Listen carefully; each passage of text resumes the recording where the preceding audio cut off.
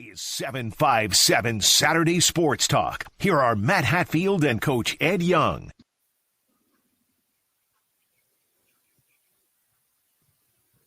Good Saturday morning, everyone. Welcome to another edition of 757 Saturday Sports Talk. Back in the mansion for me and Ed Young's palatial home in Suffolk, Virginia, I do believe. It ain't a mansion. No, but you've got Vinny. Vinny has returned for the first time in several episodes. I ain't got a piano. I ain't got a fireplace. I don't have an Arizona Cardinals cap to you either. No. So that's the one thing I don't mind not having. I don't have a swimming pool. I don't have a secret compartment underneath the coffee table. Okay. For those who don't know what I'm talking about, at some point he may disappear and reappear. He came from underneath the coffee table right behind him. Well, that was on. People saw that on TikTok or the reel on Facebook. And by the way, we're all over the web, whether it be TikTok, Instagram, Twitter, X, my face, Snapgram, as you like to call it, all kinds of social pages. And we're also streaming on CoVA Sports TV, the front page of VirginiaPreps.com, which is part of the Rivals.com network of sites powered by Yahoo Sports. Are we on TikTok? I think we are. We're also on Spotify and Apple Podcasts, as you found out last week, and we're still trying to figure out if you can spell Spotify without cheating. So lots of ways to interact with us and tune into the show, and we are glad that you all are doing so with us. And welcome to everybody. And you TikTok Fortunados, it's going to be gone pretty soon. Our government is going to ban it. So don't say that. Don't get people upset. Don't do that. People got to listen to the news. TikTok is. But you don't need to get people upset. It won't be upset. You do enough of that on your own. I mean, TikTok's mostly for the young kids. I see the high school kids. On your own. You do enough of that on your own. You don't need to get people upset and riled up. You don't need you to add any extra riled up. I can't remember the last time I upset somebody. It was 7 days ago. What was? I can go back to last week in Richmond, which we both made it back in one piece, thankfully. Yeah, and we also go ahead. Good time. It was a good time broadcasting the state games. A lot of emotion, a lot of fanfare for the kids, the coaches. Speaking of fans, it was fairly well attended. So we, as always, we had fun with it, and good Lord willing, do it again. You and I took in not just the state tournament, called some games, which we were always privileged to do on the NFHS network, but we also took in the MEAC tournament this week over there at the Norfolk Scope. We'll talk about that a little bit as we have a surprise championship today featuring Howard against a team that you declared left for dead at halftime the other day against South Carolina State. We're talking about number 6 seed Delaware State. Stan Waterman's team marching on. That's the beauty of the tournaments. You declaring someone dead and they rise above it? Is that what the beauty is? There's probably no Delaware State fans listening, so I can say this. Of the 8 MEAC teams, they finished 6. I thought of the 8 I saw play, they were number 8. Coppin State was 8. I thought Coppin State was a little better than Delaware State, just watching 2 nights of action. Okay. Declared them as they're not going to win, and we left to escape the coldness of the ice at the Scope. And they won it, and they're in the championship game. See, we left for 2 reasons. You wanted to get home because you had school the next day. I wanted to get home to see Law and Order Organized Crime, which you haven't watched more than 3 episodes of Law and Order in your life, probably. So no, that's not right. I haven't watched more than 1 in my life. Wow, that's a very shameful, disappointing thing. Yeah, I haven't watched more than 1, and but it was MEAC people did a great job with the tournament. There is evidence of us both at separate times sneaking into the hospitality room. We were a little bit hungry. And the media people out there, you got to slow down. First of all, what are you talking about sneaking in? I was asked in. I don't know about you. Now, maybe you snuck in. I was asked in. They wanted me in there. You, on the other hand, you probably had your picture up on the wall to say, not let this guy in. So speak for yourself over there. I did slip in Yeah. Was looking So you for. snuck in. Don't include me on your rule breaking, law disturbing situations over there. Well, that's your story, and I would imagine you would stick to it. But Absolutely, I'm sticking to it. yeah, he was among the corporate bigwigs, and he's not corporate. Don't know if he wears a wig, though at times it may look like one. But he was amongst the corporate bigwigs. So you all out there take it for yourself. Who in the corporate world is going to invite this guy into the realm of the corporate people? By the way, before we get to recapping the state championship games in Class 6 and Class 5 from last Saturday, we had our picks on the show. Yours truly 4-0. The other guy with Vinny went 3-1. Vinny didn't help him out in the Manchester Thomasdale girls game. Unfortunate for Ed. You'll see the scores scrolling across the ticker. We got an interview with Stefan Welsh coming up.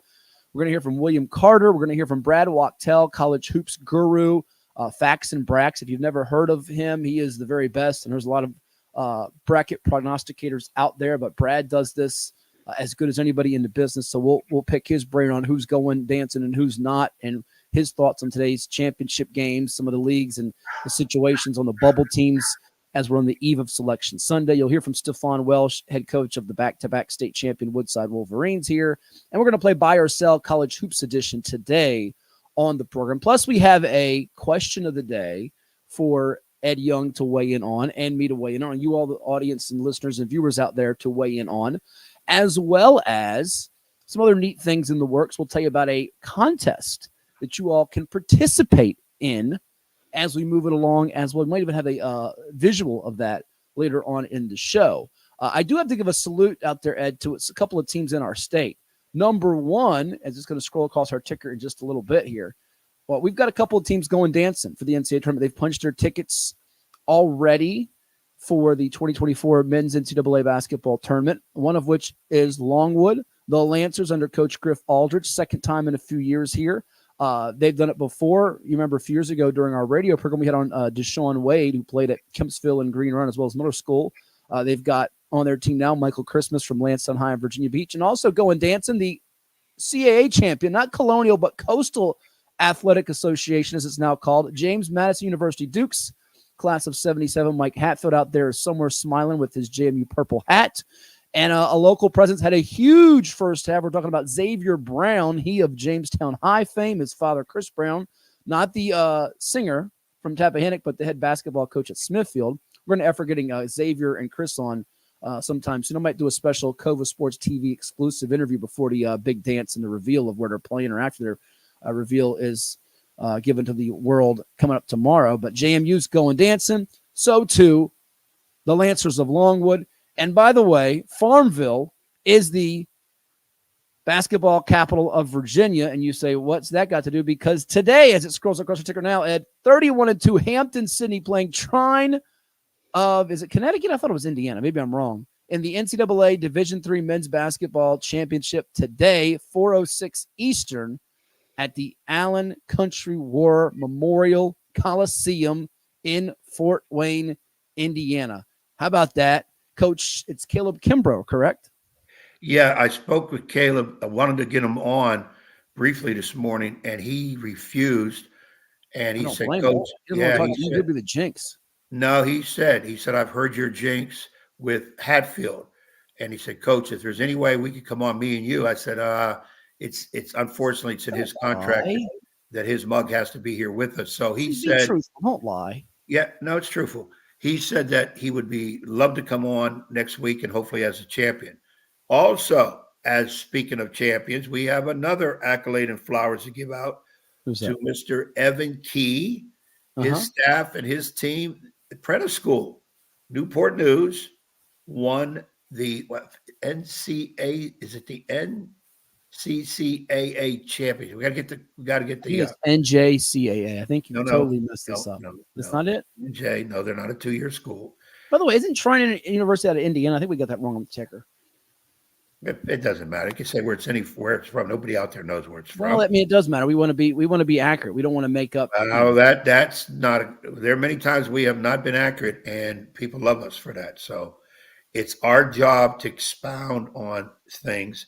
It's the listener's job to go look it up. By the way, I think they're out of Angola, Indiana.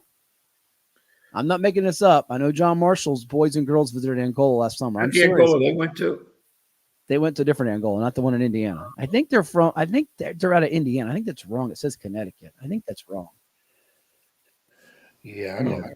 And while we're giving out flowers, one of your former players, in spite of you, is a head men's basketball coach at the Division I level. And by the way, if you watch this show, and there are many outlets out there, whether you call media or not, I want my flowers. I want some credit here. I want to pat myself on the back as my hand virtually disappears into the background. Isn't that cool? Underneath the coffee table head there.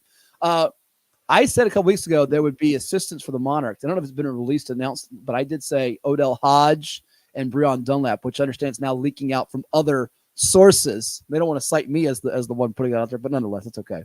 I also think I told some people, and you do know this because I've told you this before it came out, that Ivan Thomas would be a head men's basketball coach. Of course, you said it because he played for you, that he would be a head coach one day, Division I level. But he's most recently been an assistant at Georgetown and Providence under Ed Cooley. And now Ivan is the new head men's basketball coach, has been officially announced at Hampton University, or as some will call it, this will upset the Howard fans today, playing for the MEAC Championship, the real HU. The Pirates did dismiss, after a long tenure, they had some success, Edward Buck Joyner. And Ivan's taken over at Hampton University in the CAA. Once upon a time, they were in the MEAC. Once upon a time, they were in the Big South. They've had some conference changes, much like Old Dominion in recent years, and a lot of schools, for that matter. Nonetheless, Ivan coached T.C. Williams, now known as Alexandria City, to a state championship in 2008. Then coached in the state tournament at Kicatana High School. He's been at the college level. He is a Norview High graduate from Norfolk and once played for Ed Young. So he has stories, and I'm sure once he's done shaking hands, kissing baby, signing autographs, doing all his obligations and getting settled with his coaching staff, he'll be delighted to come on the show and reminisce about those early 1990s days at Norview and how he made it to the top in spite of Ed Young's unruly teachings and dealings from way back when. Yeah, I'm extremely happy for Ivan and getting his first shot. I know he's gone through the grind to get it and look for it, did all the things right, putting the time and due in. And Hampton made a really, I think, at least on paper, very smart move, and giving him time to do his work on that. And of course, the whole key at the college level is recruiting, and especially in these days now with the portal, knowing how to recruit the portal, which I'm sure Ivan has already invested in that, and he's been in the right places, been under the right guys, and let's give him a great chance. And I do applaud him and wish him well, and I know he's really, really worked for it. Somebody asked me the other day about, hey, he played for you, Norview, which of course Matt has said. And I said, yeah, well, what was he like as a player? And, I'll be honest, as I normally am. He wasn't a tremendous player. I remember him when he first came out, he was somewhat of a little chubby guy, but his tenacious, never give up, find a way attitude is what got him on the team. His basketball IQ got him on the team. And he was a factor as the years went on. He was a factor on the court. But he, again, it's just why I knew he'd be a great coach. He paid attention to detail. He watched everything. He was able to, in our scouting reports, break down film as well as any of our coaches have done. So I know he's going to be successful. He just needs that opportunity. Give him time. Today's coaching world on the college level is crazy. We've seen in the last 3 or 4 days, Jerry Stackhouse example, tremendous individual, great character. Yeah. Was at Vanderbilt, one of the hardest places to coach in the country. Wasn't he the SEC coach of the year last year, and he got canned? Coach of the year. Program's That's crazy. 1 year, he's yesterday's news. And he's fired.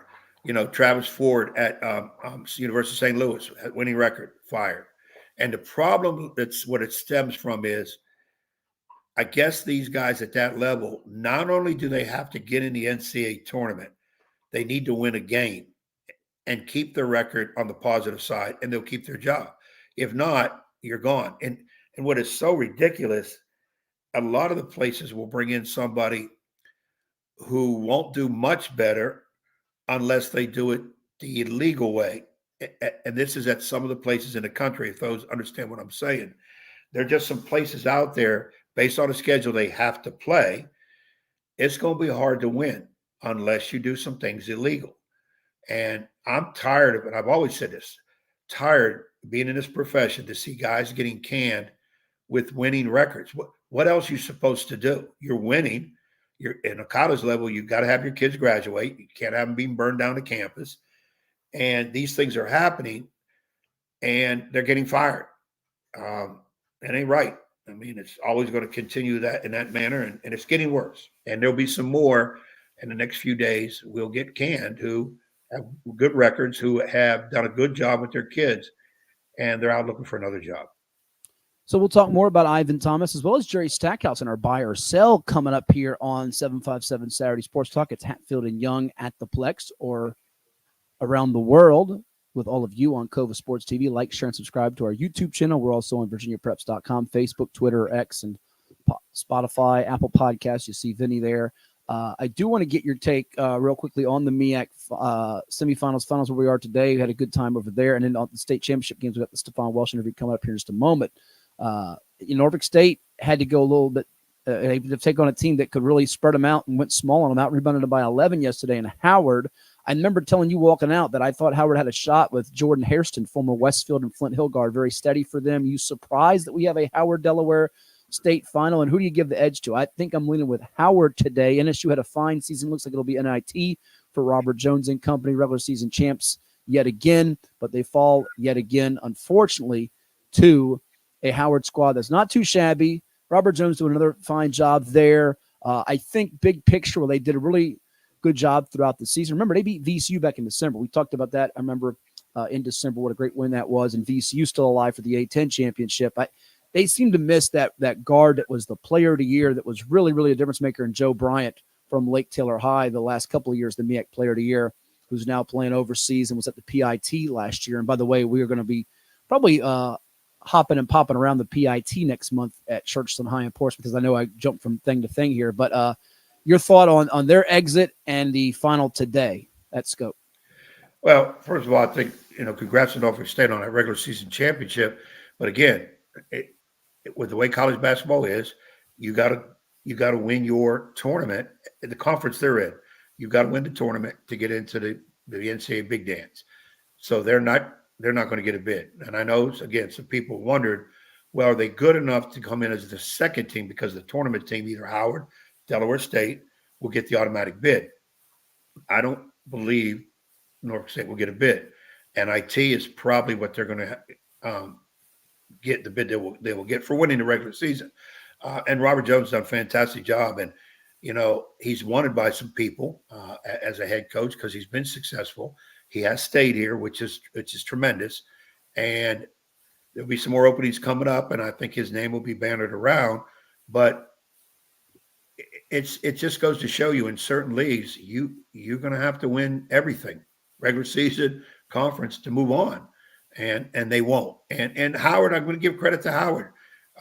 Norfolk State beat them by 30 points towards the end of the year. Well, one of the meetings, so their meeting was close. Right. And now they turn around and beat them.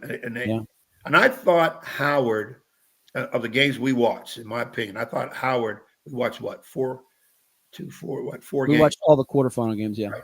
And the 4 games we saw, which was the whole league, I thought Howard executed the best. Agree. And Hairston did a very good job because of that. I think because of that, Howard wins today. I know I'm the one that downed Delaware State. You said we walked out at halftime. They were down 9. I look on the app after my organized crime was done. By the way, a little spine tingling finish for next week if you want to watch it on NBC. I was going to say the Peacock, but it's on the Peacock and NBC with Stabler and now the little plot there. People that watch it know what I'm talking about. I don't want to give it away to those that haven't watched the episode. Anyhow, I look on the app and I see what happened. 22-point turnaround. They win by 13. The other team, not South Carolina State. I said, Ed Young got it wrong again. Yeah, I got that one wrong. Good thing people that put shekels down don't listen to you. Well, like I think I once said, go ahead and if you're a better, bet opposite what I say. You might win more than you lose. I'm just going by the facts, and sometimes the facts don't work. Yeah, it don't work for you sometimes. But I hope I'm not jinxing Kendrick Saunders, my buddy, who's one of the assistants at Howard, Kenny Blakely, head coach, former Duke player, that I don't jinx them, that they will be able to win and get that bid to the NCAA tournament. And I text Kendrick late last night, and I said, "Congrats, you just earned yourself a bid." And I just made this up. You're going to be probably playing Iowa State. That's my prediction. Iowa State's probably going to be a number 2 seed. And by the way, I watched Iowa State play last night against Baylor. Iowa State is starting to become a darling for me. Yeah, we'll get to some of that a little bit later on. Let's take a quick timeout. We're going to come back with the state championship box scores for you to peruse and get a peek at Ed Young's reaction to those 4 championship games where South Lakes boys, along with Manchester girls in Class 6, took home titles, as well as a couple of 7-5-7 teams in Woodside from Newport News going back-to-back. And Princess Anne's Darnell Dozier getting ring number 14. Might have been the game of the tournament. And then we'll hear from Stefan Welsh, William Carter on the way, Brad Wachtel too. It's 757 Saturday Sports Talk with Hatfield and Young at the PLEX, CoVA Sports TV. Stay tuned.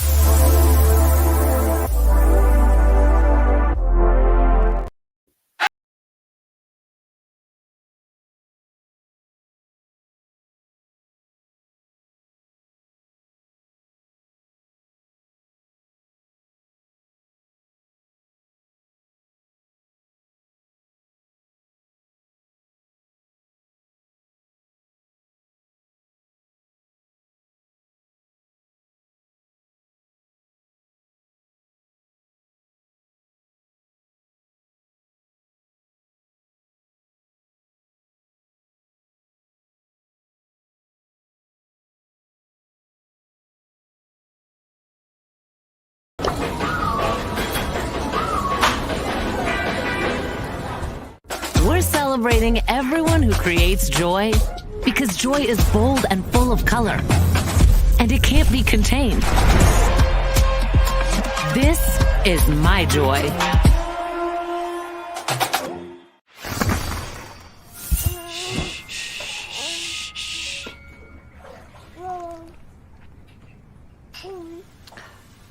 Boom, dum, dum. Get low, get low, get low. 369, ooh, she fine. Hoping she can sing it to me one more time. Get low, get low, get low, get low. Grab a Pepsi Wild Cherry and get wild. Hampton Roads has a long-running high school and college sports tradition. It's time to give them the spotlight they deserve. This is 757 Saturday Sports Talk. Here are Matt Hatfield and Coach Ed Young. And we welcome you back to 757 Saturday Sports Talk. Like, share, and subscribe to our YouTube page on CoVA Sports TV with the Coach Ed Young. I am Matthew Hatfield. We'll tell you about a neat bracket contest we have coming up for all of you here on CoVA Sports TV a little bit later on in the program, Ed. But we now put up on the screen the Class 6 Girls Championship game. Got a chance to call this on the NFHS network last week, in fact, which was Manchester outlasting Thomasdale 51-42. Double-double from Mia Woolfolk, who's going to Georgia, 15 points, 11 rebounds. Thomasdale struggled 2 of 14 from long distance.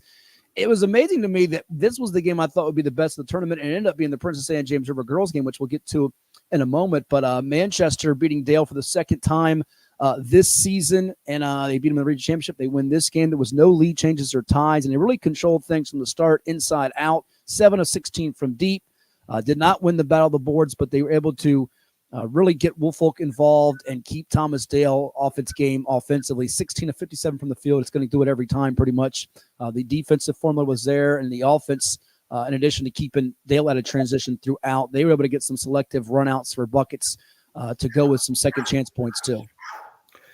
Yeah, this ball game, as you said, we all predicted it would probably be close.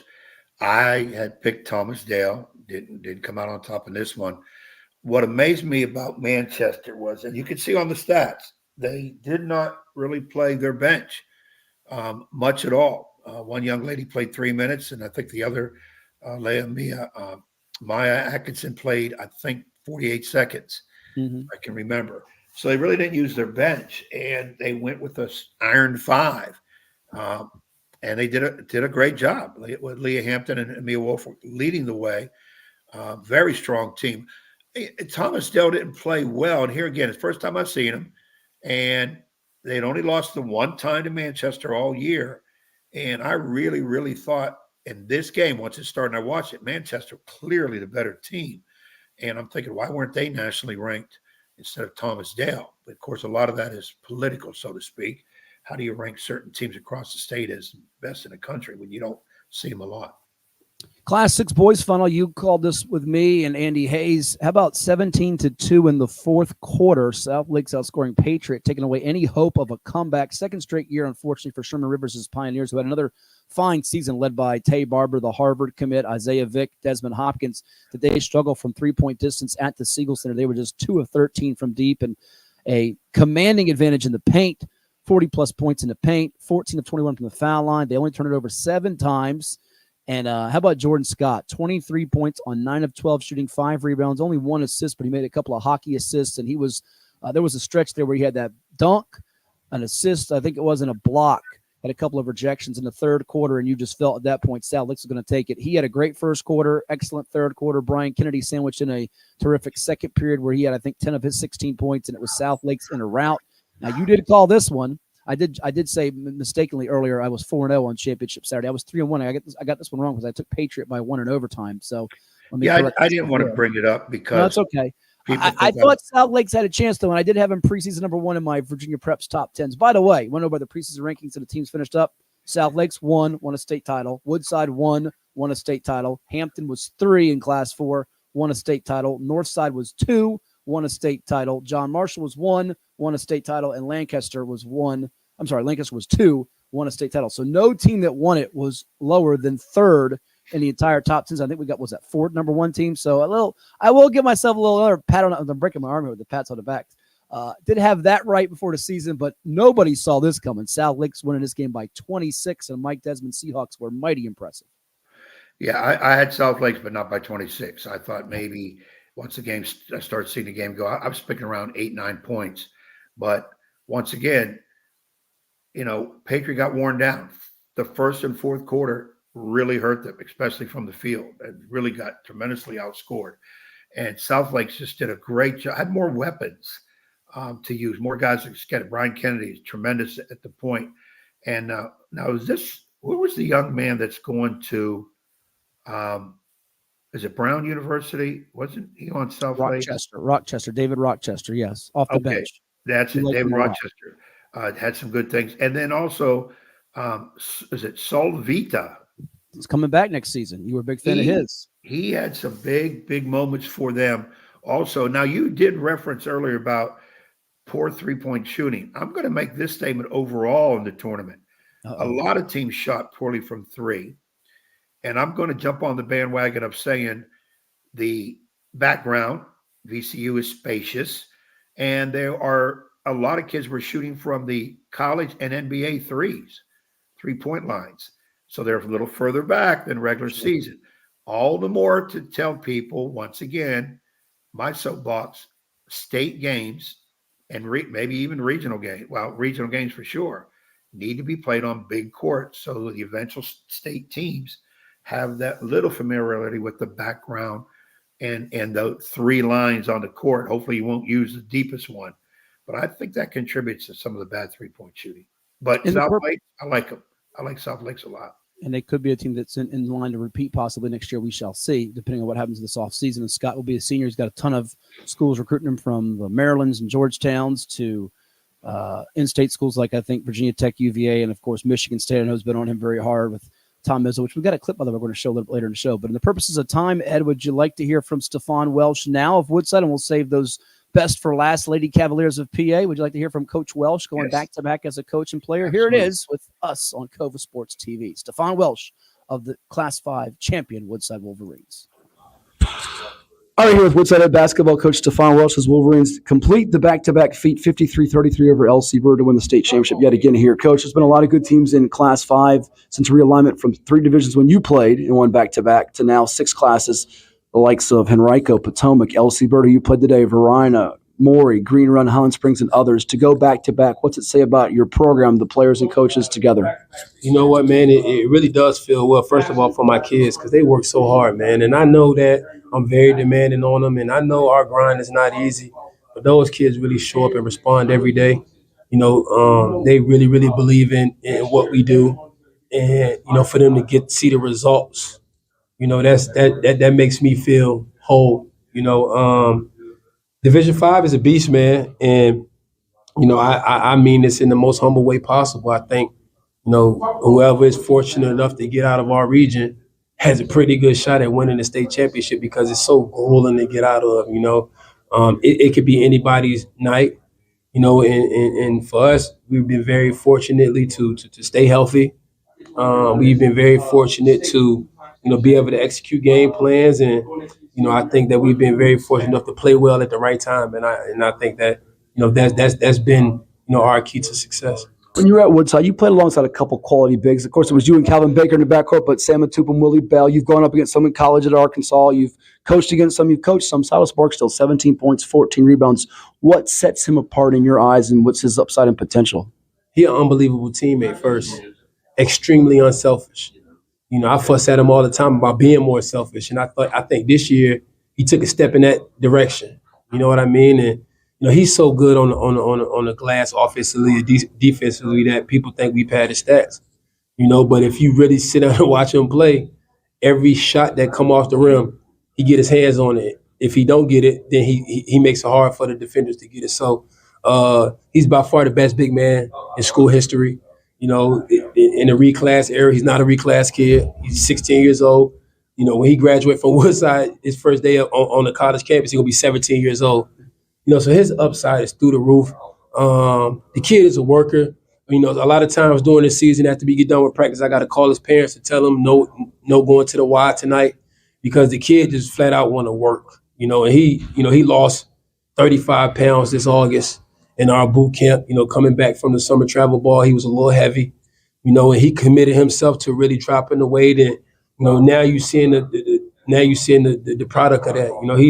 He's a worker. He's a team first guy, and everything that he's got and everything that's coming to him, he 100% deserves. I was just joking with him a moment ago. I said this is a lot less stress-free than a year ago when you had that crazy comeback against Patrick Henry or Roanoke. And it's taking nothing from your opponents, beginning with Kickingham and then Norview and Maury in the regionals. Then you face Kempsville, Green Run, and this LC Bird team in the States. You have respect for what Class 5 is, but was it more about us than we, even though you guys put in the work and had the film study because you know how hard these guys practice to get ready for the games? Yeah, absolutely. First of all, Troy, man, and Chris Horn, they're elite coaches. Bird is a state championship program. So we knew coming in they were going to be well coached, and we knew that they were going to make adjustments. And so we wanted to be a step ahead. To start this game, I told the guys, I wrote it on the board, we going back and playing 03-04 Woodside defense. And, pretty much, this team, we run pretty much a pack line like UVA. Well, tonight we came out and we got in the passing lanes and we denied that first pass. And I told the guys, y'all gonna be on the island, and so you're gonna be on the island and you're gonna have to guard. And I thought that again, this team will always respond. You know what I mean? I thought for us to put this adjustment in, and even at halftime we went to switching all ball screens. Once I seen how they were attacking us, I felt comfortable with Silas being able to guard their guards, use his lift, and just make the shots tough for him. I knew pulling him away from the basket, though, that'll kind of hurt us on the glass a little bit, and it did there in a couple of stretches. But when you sound so on defensively the way we are, and they're talking and they're communicating, they're connected, we're gonna be a tough out every night. Two more for what you run. Be honest. I know there was some feeling of disrespect and slight that you only had one player get chosen first team all region in Silas Barksdale. You have some other quality kids on this team like Travis Hamilton, Jermaine Dietrich, Messiah Wells Stevens, among others. Was that part of the motivation during this journey to say, all right, we're not loved by everybody, but we're going to go get the ring? Absolutely. I said it and I'll say it again. I feel like because my guys play team basketball and certain guys' stats aren't what they could be if they played at other schools, when it comes to those, those all region and all district meetings, I feel like my kids, they get the short end of the stick, but at the end of the day, they understand that we'll take the short end of the stick individually because, team success triumphs all. And, it's a lot of teams at home that didn't have a chance, that's not going to have a chance to play at VCU, Norfolk State, but we're here again. Lastly, I know you saw your guy, John Richardson, former Woodside coach, now the head man at Elizabeth City State. You had an embrace with him. Tell me what that was like, and what's it mean for you? What's he meant to you to become? I think you're the first guy in our state to win back-to-back as a player and as a coach since Bryant Stith, who also coached, by the way, with Coach Richardson at Old Dominion. What's that mean to you? And tell me about that embrace if you can. I mean everything to me. I texted him probably like 2 hours before the game, and I told him, hey, Coach, I'm going back to 03, 04, 04, 05, John Richardson, Woodside defense. And he laughed, and he said, great adjustment. You know what I mean? And, that meant everything to me because, growing up, I didn't have my father, and he was the first one that really, took the challenge on to help me mold me into the man I've become. And, I'll forever love him for that. Whenever I call him, he's always there for me. Whenever he called me, I'm always there for him. So, he really is like a father to me. He's like the father I always wanted, and I'll forever love him for that. That's awesome. I have to get one more in here. I forgot that you have the hats, back-to-back championship hats and shirts printed up before the game. A little bold, but you get to enjoy it. Tell me about that if you can. You know what? The second state championship that we won here at VCU, I wore it in warm-ups. And I am really? That's right, you did it. That's right. Yeah, I'm a little superstitious. And I said that I'm going to respect my opponent. But, as that clock wind down and we went on that run, I kept asking my coaches, can I take my shirt off now? Can I take my shirt off? And they kept saying, no. And then when they finally told me to take the shirt off, I was like, no. You know what I mean? Because I got so much respect for Coach Mann, the LC Bird program. It's different as a player, doing it than when you're a coach. You always want to respect the opponent. But once that clock started winding down, I went ahead and took it off. And again, we had these shirts and these hats printed up because it was never a doubt. We know that we work extremely hard. We knew that they only played 6 guys. We knew that we was going to play 11. And we felt like, our depth and our playing style would get the best of them. And I felt like right there at the end of the second quarter, I don't think 10 minutes was enough for them to recuperate. Job well done at Confident Group. Back-to-back, it's done. Thank you so much. Congrats. Go enjoy it. Appreciate that, man. So that was Stefan Welsh of the state champion Woodside Wolverine. Just see the numbers on the screen there. Silas Barksdale, 17 points, 14 rebounds, a double-double for him. The Region 5B player of the year, who, Ed, I think will be not just that, most likely Class 5 state player of the year when that gets announced, and very likely perhaps Tidewater state player of the year as they doubled up LC Bird in the first quarter and really just stymied them with their defense. It was championship-level defense. Second straight year for Woodside. They had that rally a year ago. This one not nearly as tight, and I know Welsh's former head coach, John Richardson, was quite proud of the achievement of his team. Yeah, hats off to Stefan and his group. And we've said it here before. It's a great program that he's really developed under his leadership, similar to what John did at Woodside when back in the day when Stefan was a player, along with Calvin Baker. And I had the, I guess I could say, misfortune of being caught up in their on their way to their championship. When I was at Green Run my second year, we played them in the I think it was a regional regional semi. I think it was quarterfinals. Yeah, it was when you had, was it sophomores, B.J. Jenkins and Latay Darden against Stefan Welsh and Calvin Baker. Right. And Willie Bell and Sam Atupum, 4 Division I kids on the floor. Very good team, yeah. Very good team. And, he's done a great job with them. And, he has taken some shots in the area. And would you say unfairly to an extent? I mean, he's a very outspoken guy, a little bit like you were back in your younger days, if you will. Would you say it's to a degree unfair in some respects? Sometimes brought on a little bit of both? It is. I think I agree with them. On the all-region team, and I was one of the voters, and I voted for 2 of his kids' first team, and I had 2 on second team. He should have had at least 1 more on first team. And definitely either Travis Hamilton or Messiah Wells Stevens. I'll give you that. Yeah, I think I put Messiah Wells Stevens on second team, and I think I had Travis second most votes for second team in divulging what my voting was. He's taken some of the hits, and it is a little bit unfair. And I spoke to him briefly after your interview, and I told him, not that you need to hear it from me, but don't worry about all that noise. Do what you do.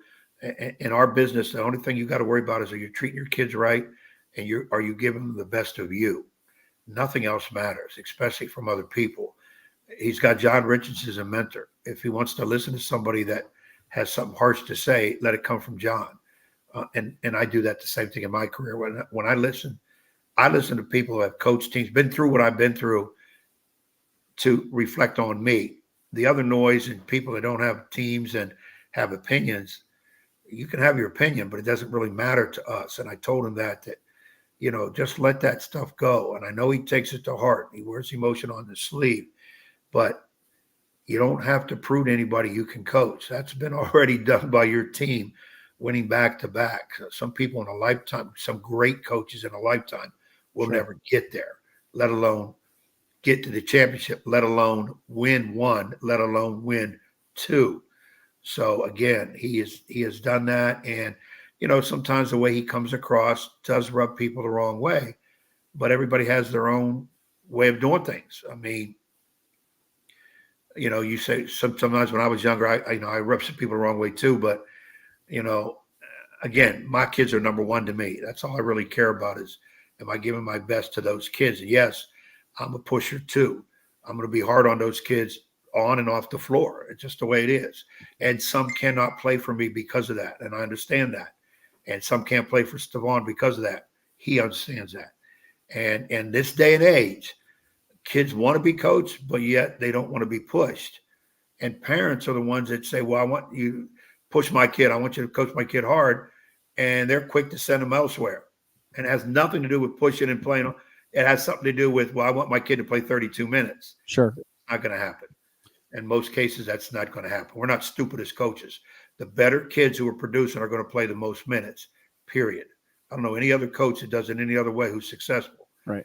So that's it to that. And I don't want to take any of Stefan's thunder. It's his time to shine. And congrats. And they'll be in line to win number 3. But he made a good comment. You got to get through that Region 5. And boy, do I know that because I'm in it. Yes, it's a lot of times if you get through that, you're a favorite.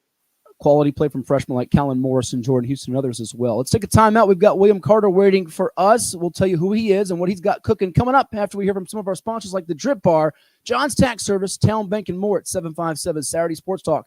Streaming on CoVA Sports TV. Stay tuned. I grew up here. I know this town. I know the people here. More important, they know me. As a banker at Town Bank, we become part of the communities we serve. The people who bank with us, our members, know us. When you bank with Town Bank, you'll know your banker. You'll know you can reach us, and you'll know we're here for you. Well, it's everybody's favorite time of year again. Time to prepare to make your annual donation to that infernal revenue service. And if you're like me, you need help. Help to keep that donation as small as possible. You need John Maynard, PFP, LUTCF, EA. All those initials behind his name mean he's qualified to work on your taxes. He's an ATA, accredited tax advisor. He's an ATP, accredited tax preparer. He's a fellow at NTPI, the National Tax Practice Institute. And if all that weren't enough, he's also been voted the best of Norfolk and the best of Virginia Beach awards. John Maynard has been professionally trained in tax preparation and representation. He brings to the table over 30 years' experience in federal and state returns. He delivers personalized, one-on-one service, and he's a certified electronic filer. The IRS likes electronic filers. So get off your W-2 and call John Maynard at John's Tax Service, 455-6763. Treat yourself to a visit to the Drip Bar, IV hydration and vitamin therapy in Virginia Beach. Boost your immunity, increase your energy, and promote anti-aging with our personalized treatments designed to ensure efficient nutrition absorption to rejuvenate your mind and body. Come see our chic and relaxing day spa for yourself today. We welcome walk-ins and appointments. Our medical professionals will help you achieve your best health and answer all your questions.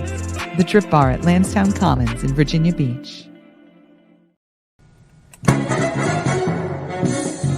And now back to Matthew Hatfield and that evil basketball coach. Blast you, Ed Young!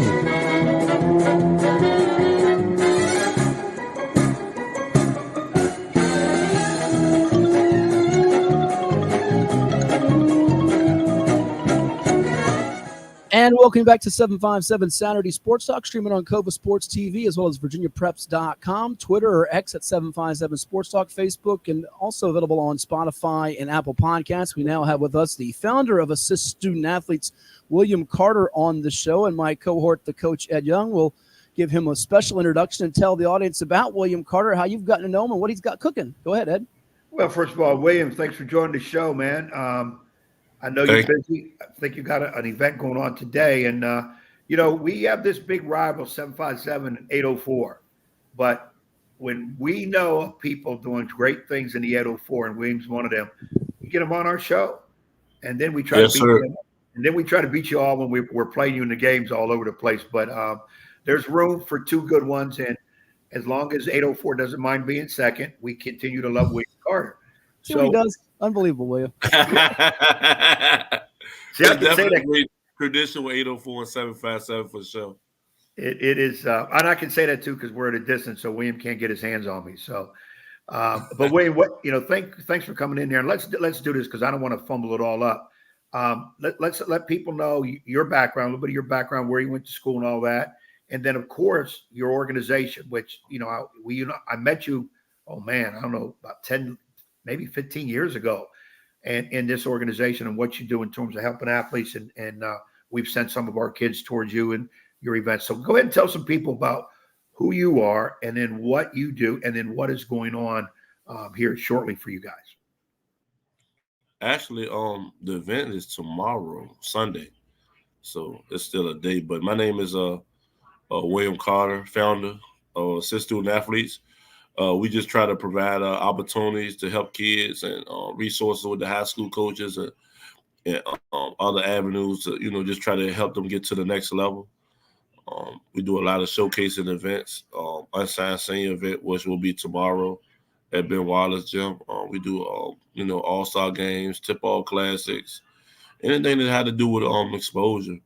We're also NCAA approved scouting service, so we just try to provide that attribute for the kid for women's and men basketball, and also a few other sports as well. Now, you say you have an event tomorrow, Unsigned Senior Showcase. Again, explain to our people what that really means and who can attend, and then how can they attend? Well, the Unsigned Senior Showcase, this is our 18th year, and it's for all seniors. Unsigned seniors are best availables. You can log on to our website, assiststudentathletes.com, or you can call me on my cell phone. I'm 804-397-3261. It just give kids an opportunity. D2, D3s, NAIAs, and JUCOs are allowed to attend the event. We also gonna be filming it, for some Division I schools and other schools, that's maybe out of reach.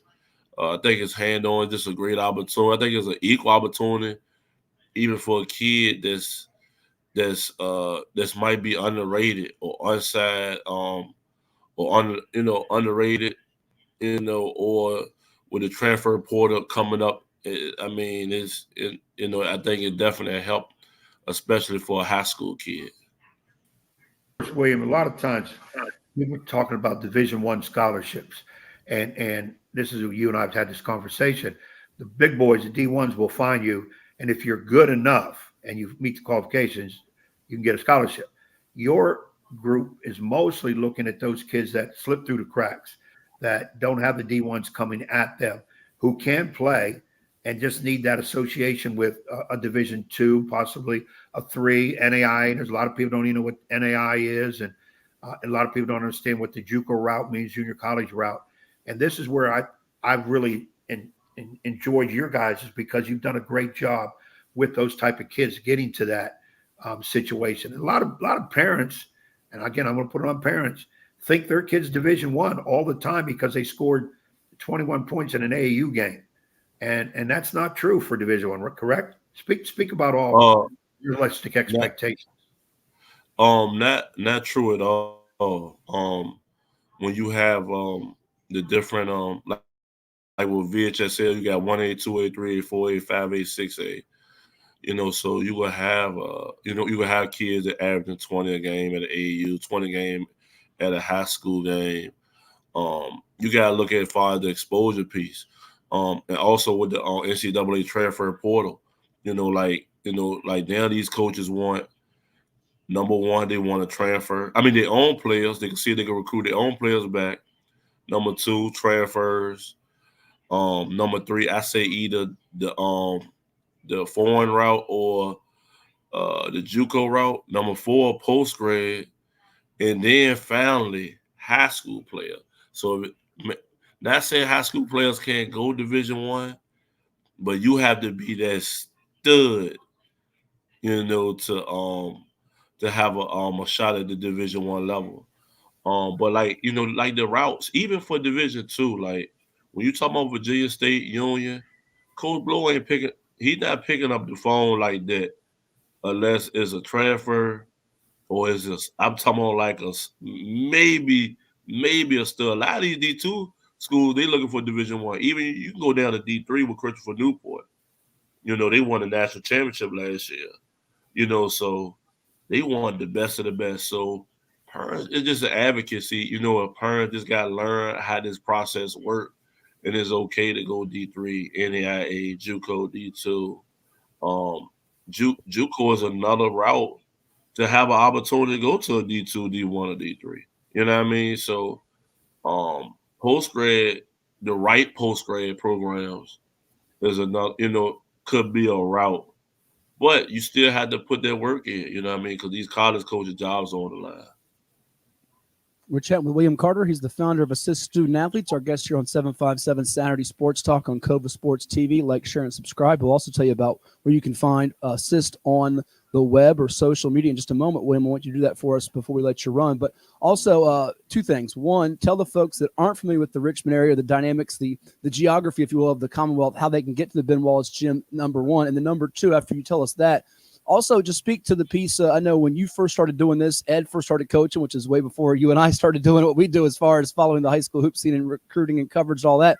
It's changed a lot as far as the recruiting, but also with COVID the last few years. A lot of kids in the high school level have had been the short change of COVID in addition to the transfer portal, NIL, and what's happening right now. So speak to that and how it's these type of showcases help those under-the-radar kids, but also tell us how you can get to the Ben Wallace Gymnasium tomorrow.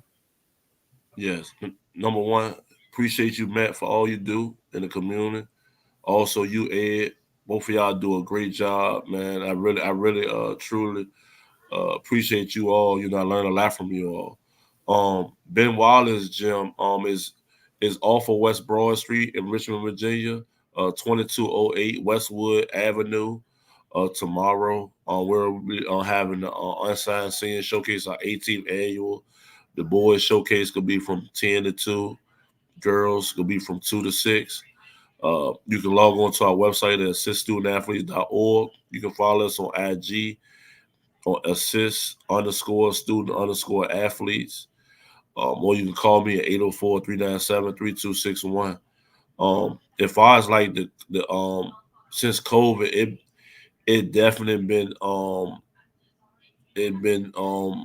like a chaotic situation, because a lot of kids have been getting their year back, so there's a lot of college coaches out there, but the majority of college coaches will want to take a 24, 25 years old first, then they want to take an 18 and 19 year old.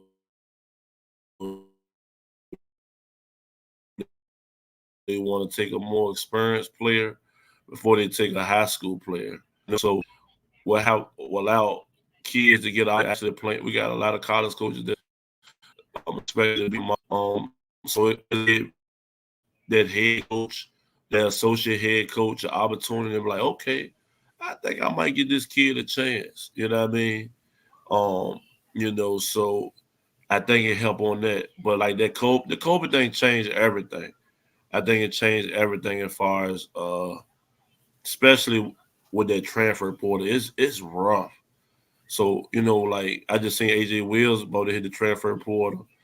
Played at Shining Stars Academy from Bird.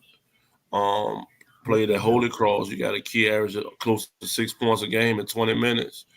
Still got 3 years of eligibility. So if you're a D1 school, would you take him? Or would you take a high school player that average 8? 9 times out of 10 they're gonna take that kid at the transfer portal, and that's just some parents just had to look into. To deal with. So it's other avenues. Everybody say they D1. It's just sometimes it's just not going to go that way. You had to choose another route. Yeah, I know, Ed, we look at the rosters at the MEAC tournament with all the different teams, and it looked like every roster had about 8 or 9 transfers. That's the new thing in college basketball. Everywhere you look, at whatever level, high, mid, low major, however you describe it. Like the Chris Field situation. Petersburg, yeah, Norfolk State. Yeah, I mean, you got to look at it like he was underrated. I shout out to Coach Jones. I just think Coach Jones just like gave him a chance. Like, look, I'm gonna take him. I'm gonna take this 6'7", 6'8" kid, and it actually worked out well from him. You know, in the MEAC, you will get situations like that. Coach. I think Coach, but then you gotta look at Coach Jones Ross. I mean, he picked 6 D1 transfers last year. Jelani Dodd and a couple of them. One of the guys was MEAC Player of the Year.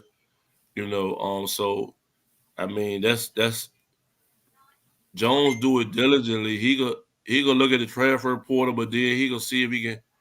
He do a good job. He go see if any 1 or 2 high school players can fit his bill. So it just goes like that. From each university got something different in mind than what they trying to do to build their roster up for next upcoming school year. Oh, hey, well, William, look, we're going to let you get going on this one more time. How do people, if they want to come to their senior to the showcase tomorrow, what can they do? Besides maybe even giving me a call, and I can give them your information also. But how can I get a hold of you?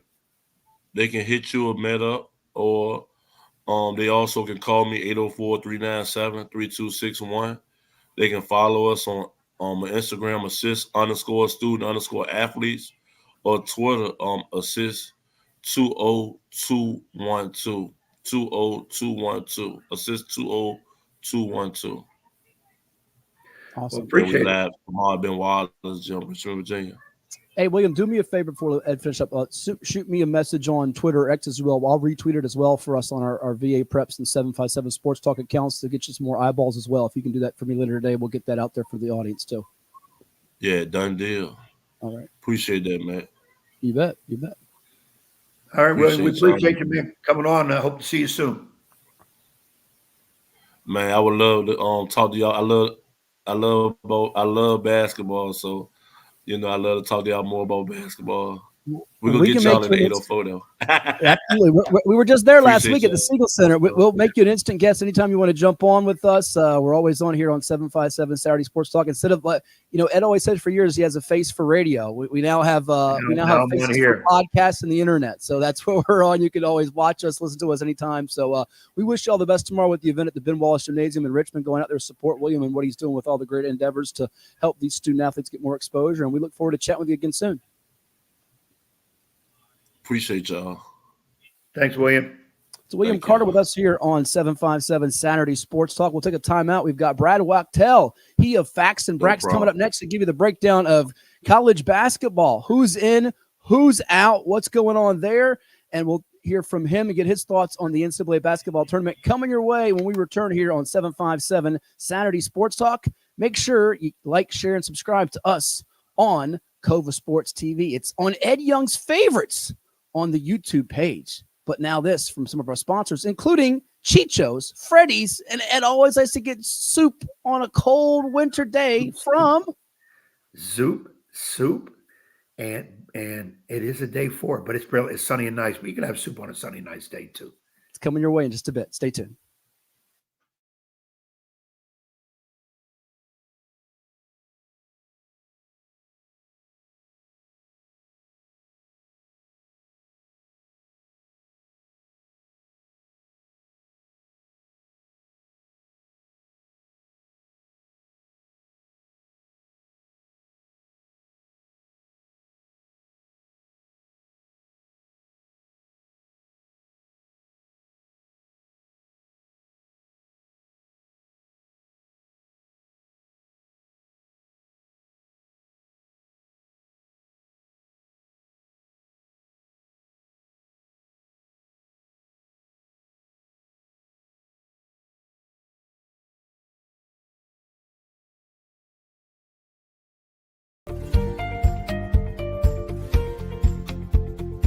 What's up at DQ? These two are debating which $7 meal deal, with fries, drink, and a sundae, is the best full-size meal deal of all.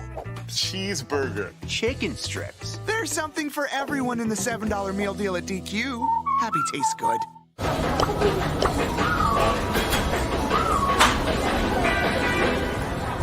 Every year, thousands of athletes disappear in clutch moments due to falling hydration levels. I used to go missing all the time. I let everyone down. I even let Shannon Sharp down. Yeah, you let me down. They've been told how you feel yourself doesn't matter. That electrolytes are all the same. Then just like that, they're gone. Get yourself back in the game. Get yourself a Gatorade. Could be the difference between dominating and disappearing. Gatorade, rehydrate, replenish, refuel.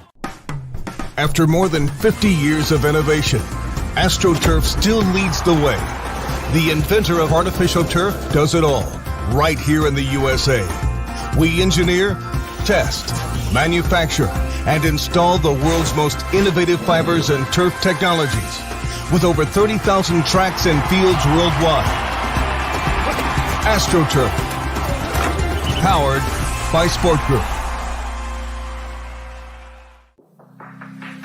Treat yourself to a visit to the Drip Bar, IV hydration and vitamin therapy in Virginia Beach. Boost your immunity, increase your energy, and promote anti-aging with our personalized treatments designed to ensure efficient nutrition absorption to rejuvenate your mind and body. Come see our chic and relaxing day spa for yourself today. We welcome walk-ins and appointments. Our medical professionals will help you achieve your best health and answer all your questions.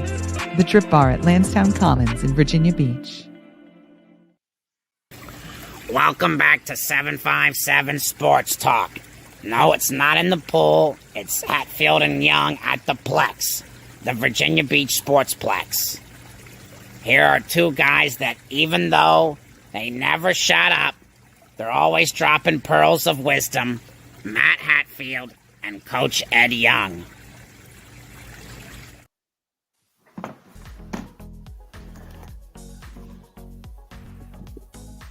Welcome back to 757 Saturday Sports Talk. Like, share, and subscribe to us on CoVA Sports TV. We're also up on VirginiaPreps.com, Facebook, X, or Twitter at 757 Sports Talk with the Coach Ed Young. I am Matt Hatfield, and Ed, we have a special guest with us. He is the guru of college basketball when it comes to breaking down the NCAA tournament, his projections. You can find him on the web. You can find him on Twitter or X at Brad_Wachtel, WACHTEL, Facts and Brax.blogspot.com. He's a former men's basketball administrator in the Big Ten, Big East, and AAC. He's a diehard New York Yankees fan like Ed, so I'm sure that will dominate some of our conversation in a minute. And also his brother's a writer for an Oscar award-winning movie, which I'm sure Ed will touch on with him as we welcome in Brad Wachtel on the program. Now, Brad, good to have you on the show. How you been? I've been great. Thanks so much for having me, guys. You know, it's crazy. I mean, it's always crazy this time of year, but with the way everything's working out with the bubble now, strongest bubble I've seen in quite some time. So it's hectic, to say the least.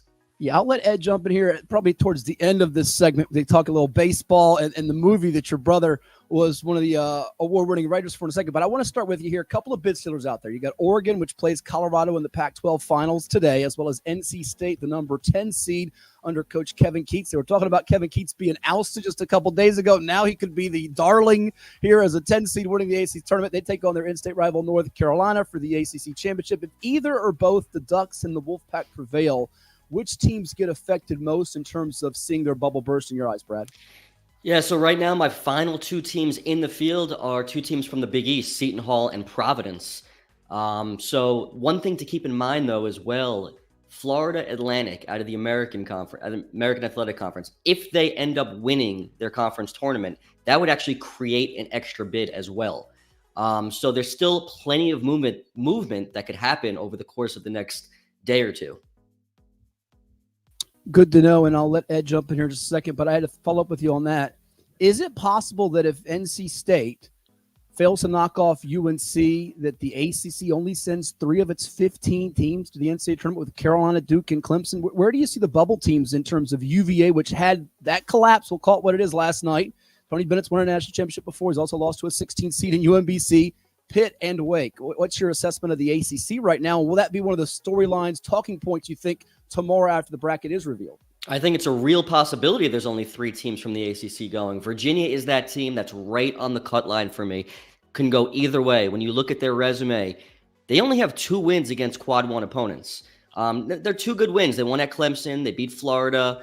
Solid wins. But when you start comparing that resume, and like we said, the bubble is so strong, we're trying to figure out what separates you from the field. And another thing that separates Virginia from a lot of these other teams, every game they've lost, aside from yesterday's game against NC State, they've been blown out. So they don't really pass the eye test either. Not that that's actually a thing, but they are right on the cusp, and we'll see what happens with these remaining potential at-large spots and who wins those conference tournaments. Yeah, that was one of the things that jumped out at me. Brad has all these little nuggets. If you follow him on Twitter, X at Brad_Wachtel, you'll get all kinds of great tournament nuggets. And he had the thing yesterday that caught my eye last night that was their first, Brad, is this right, single-digit loss of the season? It's hard to believe you go this long, you don't have a single-digit loss, but that was the case for the Wahoos until last night. Yeah, it's crazy. It's crazy. But the way their season has gone, close games they typically win, and if they're not winning, they have no shot. A lot of people have seen how Virginia plays. They don't particularly love their style of play. They struggle to score the ball. They're great defensively. They're one of those teams that I think the committee is going to go back and forth on till the very end. Talking brackets with Brad Wachtel, Facts and Brax. Follow him on the web, factsandbrax.blogspot. Also on Twitter, X Brad_Wachtel at 757 Saturday Sports Talk here on CoVA Sports TV. Ed. Yeah, hey, Brad, I'm trying to hold back my excitement as a Yankee fan, and we start getting into crazy baseball talk. We got to pick up another pitcher. Who's it going to be? But we'll stay with the tournament because this is actually my favorite time of the year, and actually it's all year round. I love the tournament. Unfortunately, it's only at this particular time. One thing I'm interested in, and you look at the leagues, your Big Ten, your ACC, which you've already touched on, your Pac-12, doesn't look like they're going to get in, as you said, 6, 7, 8, like sometimes they do in the past. It's going to be other ones. And I even heard some pundits say on the radio yesterday in my car as I was going some places that Big 12, let alone the SEC, might be the conferences that send tons. And this could hurt some of your smaller conferences. Talk on that one.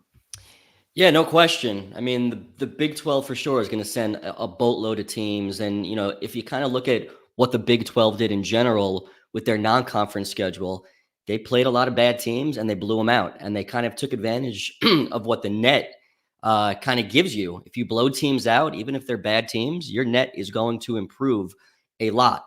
That's just one part of the resume. And because they knew that when you get into Big 12 play, there are so many opportunities. Now, when you look at other mid-major leagues, for example, one team that sticks out in particular is in Indiana State. And Indiana State is definitely in trouble. What the committee says all the time, who have you beaten? Where did you beat them? And you start looking at Indiana State's resume, and while they do have a strong net, they have a 42 strength of record, which is good, which is very good especially for a mid-major team. They're only 1-4 against quad 1 opponents, 5-5 against quad 1 and 2. Their only win against a team that's in the NCAA tournament is Drake. And it's quite possible Drake would not have received an at-large bid if they hadn't won the Missouri Valley. So that's one team that's definitely going to be in trouble. And then you also have to look at a conference that's not a high major, but is kind of acting like a high major, and that's the Mountain West Conference, which right now, especially after New Mexico has made a deep run in their conference tournament. They were one team that was on the bubble. I think they're going to get 6 teams into the NCAA tournament, and that's something that just doesn't happen on a yearly basis. So you take teams from that league, now you're pulling teams away from maybe some other high major leagues and also some other mid majors that thought they'd have a better chance. But right now, as we see it, I think Indiana State is that one mid major team that's going to be that people are going to talk about, go back and forth, and we'll see what the committee does. But if they stick true to what they normally do, I don't think they're going to get in. The Sycamores, Larry Bird, you here. Before I give it back to Ed here, Brad, you mentioned the Mountain West. Is it arguable that the Mountain West is maybe the 3rd best league in the country behind the Big 12 and SEC, even ahead of, say, the Pac-12, Big 10, and ACC? I know it's hard for some out there to comprehend, but it's been so deep. And look at those quarterfinal games of the day. Those were all wars of the day. I think that's absolutely fair to say. Definitely the Big 12 and the SEC are ahead of them. Big 10 is close. I think, one thing to remember when you start looking at Mountain West teams, I think the easiest way to compare them to other leagues is who did they beat in non-conference play? And you look at Colorado State, who is going to be in the NCAA tournament. Colorado State finished just 10-8 in the Mountain West. They beat Creighton on a neutral court. So, the Big East is another conference that I would still put ahead of the Mountain West in terms of depth. Obviously, the bottom of that league is bad, but the bottom of the Mountain West league, what Mountain West conference is bad as well. But I think it's fair to put the Mountain West up with all of those other top leagues, no question. And one of our viewers out there, Stephen in Portsmouth, has a question for you, and you can always interact with us. Drop us a question for Brad Wachtel, Facts and Brax on Twitter or Facebook, and we'll send it to Brad here. He wants to know about the Big East bubbles for St. John's, Providence, and Seton Hall. Ed has once been compared to Rick Pitino back in his younger coaching days. Slick Rick, that was Ed when he was coaching with the colorful suits in his early 90s coaching career. What about his team who lost to UConn yesterday, the Friars and Seton Hall? Oh, yeah, so it is so close among all three of those teams. And you go team by team and you try to figure out what stands out from each of those resumes. And for me, when you're talking about Seton Hall, they beat UConn. That is a separator for me. I mean, UConn is still in play for the overall number 1 seed. They might not get it, but right now they're probably the overall number 2 seed. That's a significant victory to go along with a strength of record that's currently 41. They also have wins over Marquette. They won at Providence. They beat St. John's twice. And even though St. John's just beat them in the Big East tournament, that's just one game. It counts as a regular season game. It does not carry more value because it's in the Big East tournament. Then you go to Providence. And I think I'm a little bit more bullish on Providence than most people. Providence has 6 quadrant 1 wins, including 2 wins over Creighton, who's a projected 3 seed at the moment.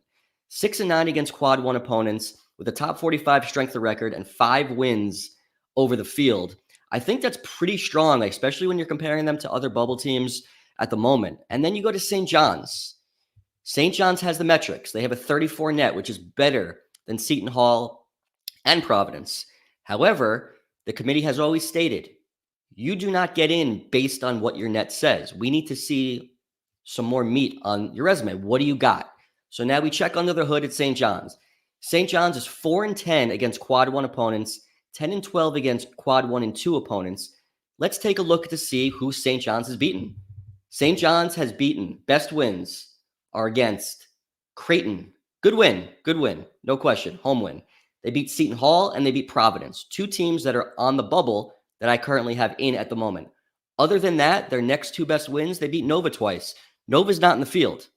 And again, we've said this is a strong bubble. So St. John's only has 3 wins over the field, and they're close to only having 1 win over the field. So I think a lot of people are a little too high on St. John's than I am. And I think we just got to take a step back and look at all the facts before we start locking teams up for a bid. So, Ed, if I'm hearing Brad right, it sounds like it's more fingernail biting time for Rick Pitino than son Richard at New Mexico. Yeah, that's interesting to be able to say that. I'm prejudiced. I like Rick Pitino, Rick Sr., and I want to see him get in there, and I think he's done a good job with St. John's. But, Brad, it's the age-old question, and I struggle with this. You see teams in the lower conferences win their regular season, and then it's like, okay, that's nice, but you better win the tournament because we're not taking you. But yet the 5th place team from the Big 12 is almost automatically in. And when I argue with some people, they'll say, well, who is, and I'm just going to say example, this, I'm not even know what their record is, a Wyoming, or maybe even a better situation. I think it's South Florida. Matt, correct me if I'm wrong. They're 24-6 on the regular season, but got bounced in the tournament already. No, they're just playing today, but they could get bounced very easily. Now, let's say they lose and they don't get a bid. But yeah, we're going to take the 6th place team from the Big 12. And people will say, well, I want to see that team. Who the heck is South Florida? But again, what does a regular season mean? And for the little boys, so to speak, they can't play all the power teams. Some of those teams won't play them unless they come to them every year, which isn't fair. So how do you work through all that? Is that ever going to change? Or, hey, that's just the way it is? When those ADs and whoever get in that room, is the bottom line is, did you beat anybody in the top 20? If you did, we're going to look at you. If you didn't, we don't care if you won 35 games. Yeah, and I think it's important if you are a team that's not from a major conference, and the AAC is not a major conference, I think it's important that you go and beat somebody in non-conference play. But most importantly, I think it's important that you play some good teams in non-conference play. And South Florida is an excellent example.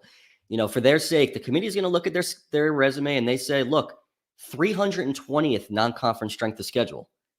It's not good enough. And while they are producing a high level of wins in their conference, I think what they're also hurt by is, FAU's had a very good season. Memphis is a team that started out really strong, and they have totally fallen off, and they're not going to be in the NCAA tournament. I think that really hurt them because South Florida won at Memphis, and that could have been a significant win for their sake. But, South Florida also has 2 quadrant 4 losses, and when you don't have any quality wins, any quadrant 1 wins, and you have 2 Q4 losses, it's not going to happen, unfortunately. So, when you're a mid-major team, mid to high major team, you have such a small margin of error, and you got to take advantage of the wins against the tournament teams, assuming you play them. And if you don't, it's going to be really difficult to get into the field. A few minutes here with Brad Wachtel. He of Facts and Brax. Follow him on the web, factsandbrax.blogspot.com. You can get him on Twitter or X at Brad_Wachtel, giving you the best and the latest when it comes down to the breakdowns of the NCAA tournament on the eve of Selection Sunday. It is 757 Saturday Sports Talk with us here on CoVA Sports TV, Ed. Yeah, now, Brad, as we look at, everybody also wants to hurry up and try to figure out not only who's in, but who's the top 4, who's the next 4, your opinion. Right now, as we talk, who probably is going to be the top 4 seeds, and maybe who's in the number 2 seed. So you're basically saying the top 8 teams. Yep. So right now, I think Purdue, UConn, and Houston are definitely locked into that 1 seed. I think North Carolina is very, very close to being a lock. They're in the championship of the ACC tournament. They win. That means they won the regular season and the championship. And I don't see another team taking them over. Tennessee lost early in their conference tournament. I have them as my top number 2 seed. And Arizona also lost in their conference tournament. So those were the 6 teams kind of going after a bid. And now there's been some separation. So I feel very confident with Purdue, UConn, Houston, and Carolina on the 1 line. And right now I got Tennessee and Arizona. I feel good about them being on the 2, along with Iowa State and Marquette. And those are my 2 seeds. Creighton and Baylor are kind of knocking on the door, but with Creighton losing early in the Big East tournament, Baylor bowing out, I feel pretty good about Iowa State and Marquette. Assuming Tyler Kolek is back for Marquette, which I think is going to be the case, I feel good about those top 8 teams being on your 1 and 2 lines. We also got another question that's come in from our social media audience. Question from Jim in Richmond. Are Mississippi State and Texas A&M definitely in the field of 68, Brad? Are they both definitely in, or do they have to get some work done today? I think they should both be in the field. Mississippi State and Texas A&M both got huge victories yesterday. Texas A&M has a wild resume. 7-6 against Quad 1, 13-8 against Quadrant 1 and 2 teams, which is an excellent record.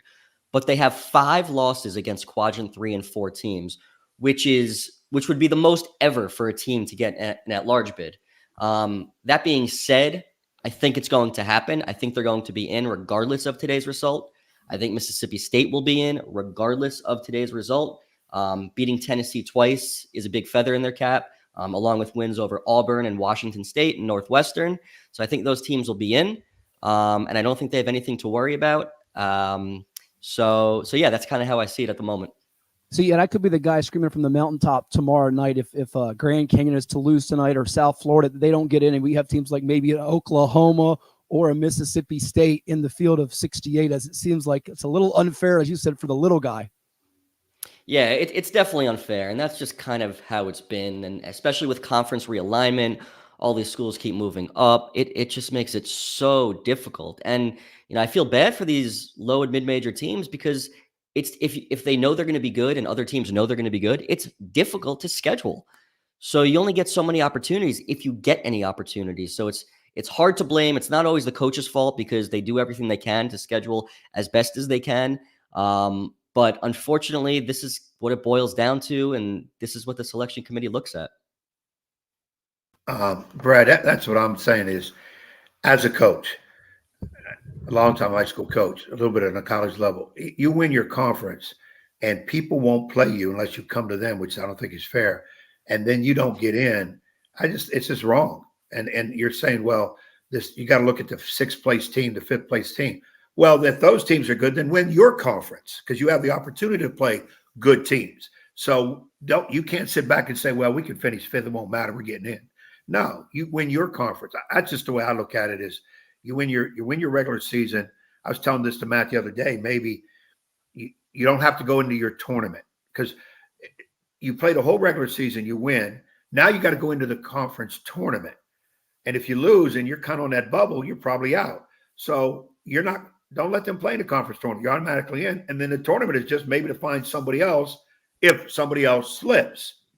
And all this crazy talk comes down to, okay, well, let's let more than 68 teams in, which I don't know if that's the answer. Right? You don't want teams with 15 losses getting in. That day could be coming, though. It could be coming. And in college football is going to start going towards that. We're supposed to have 4, then 8. Now we're talking about the 12 or 14 coming up soon. So it is too much crazy stuff out there. So all about money.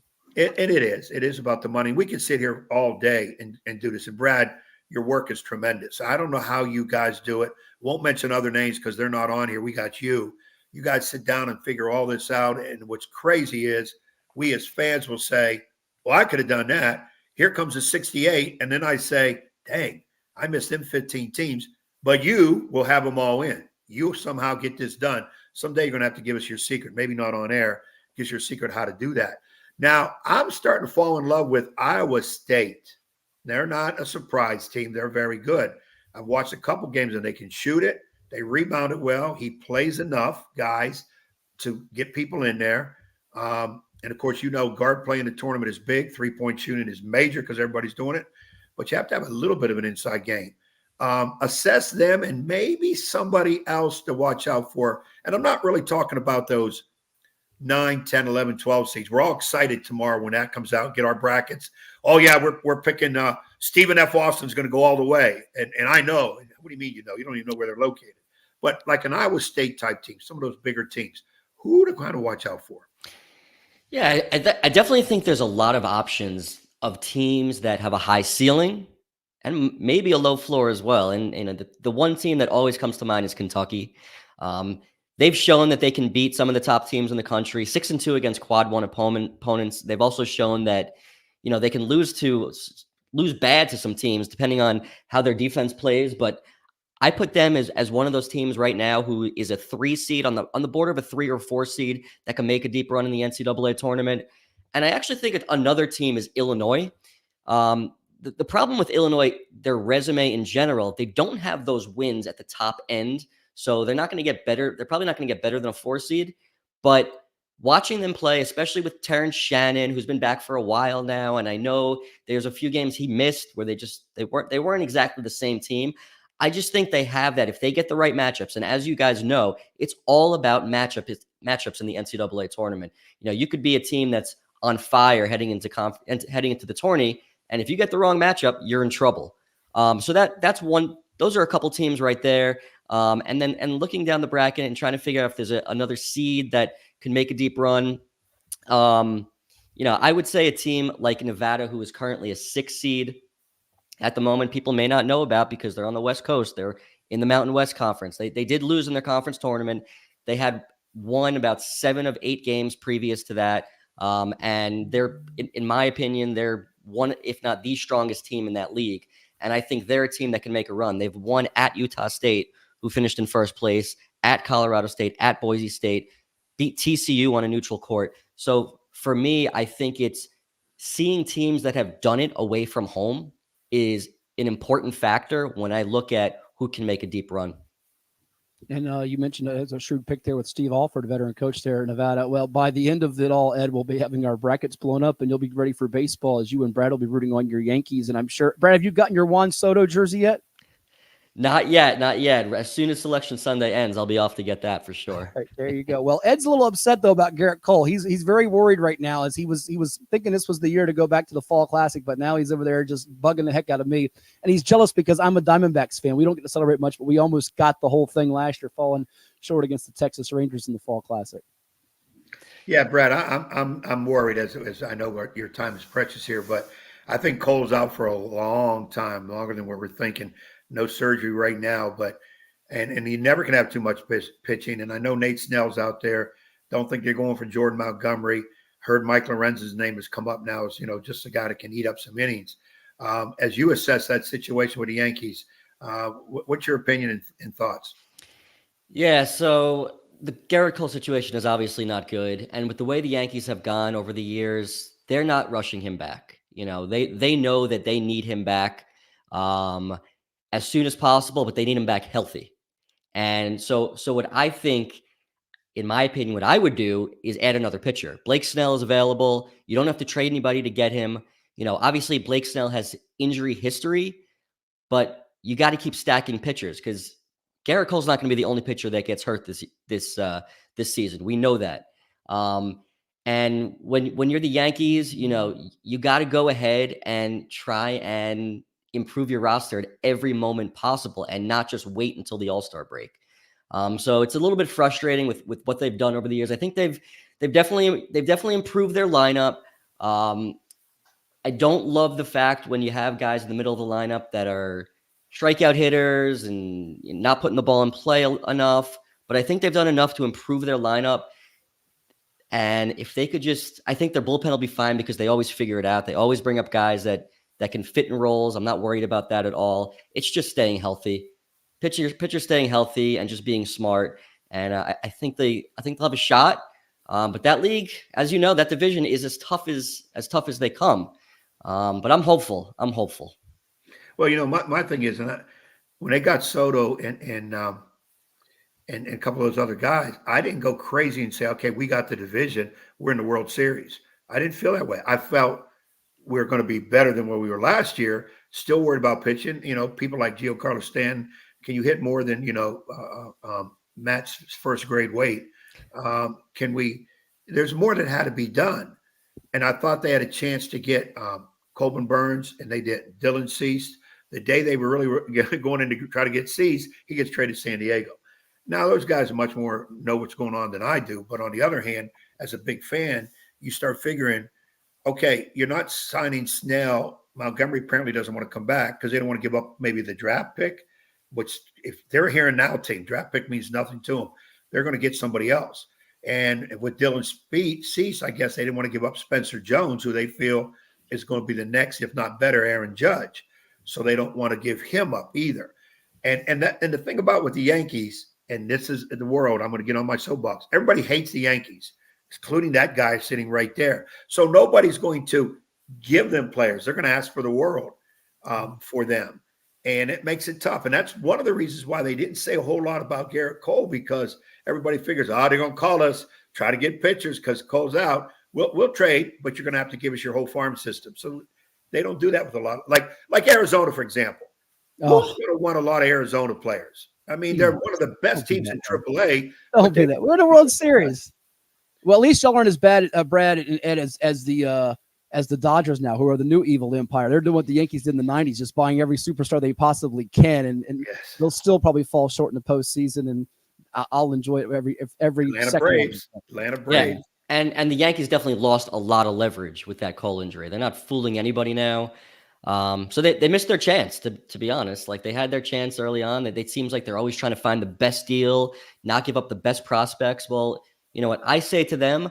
These young guys, including Anthony Volpe, these guys better take a big leap forward because you can't rely on these veterans anymore. I think these young guys have to step up and they need to be top of the lineup, middle of the lineup hitters. They can't be bottom of the lineup guys. You got to, the time is coming where guys are getting older, Stanton and Rizzo, and they should not be relying on those guys to be middle of the order guys anymore. Well, Brad, we thank you so much for your time today. We've kept you longer than we promised or asked for. I do want to get one more thing that you got here. We mentioned your brother, Charlie, being an award-winning, Oscar award-winning screenwriter for the movie Black Klansman, I think it was. Have you asked Charlie, who, I mean, you're the famous guy this time of year. He's the famous guy after March Madness is over. Have you asked him, hey, bro, I've got a good movie line for you on this bracket stuff. Maybe he could write something, do a movie about it. Have you brought that to his attention yet, or has that not even crossed the mind? So not in terms of bracketology, but I've worked with basketball teams in the past, and there's been some pretty big storylines on teams that I've worked with. Sure. That we've discussed. So I would never rule it out.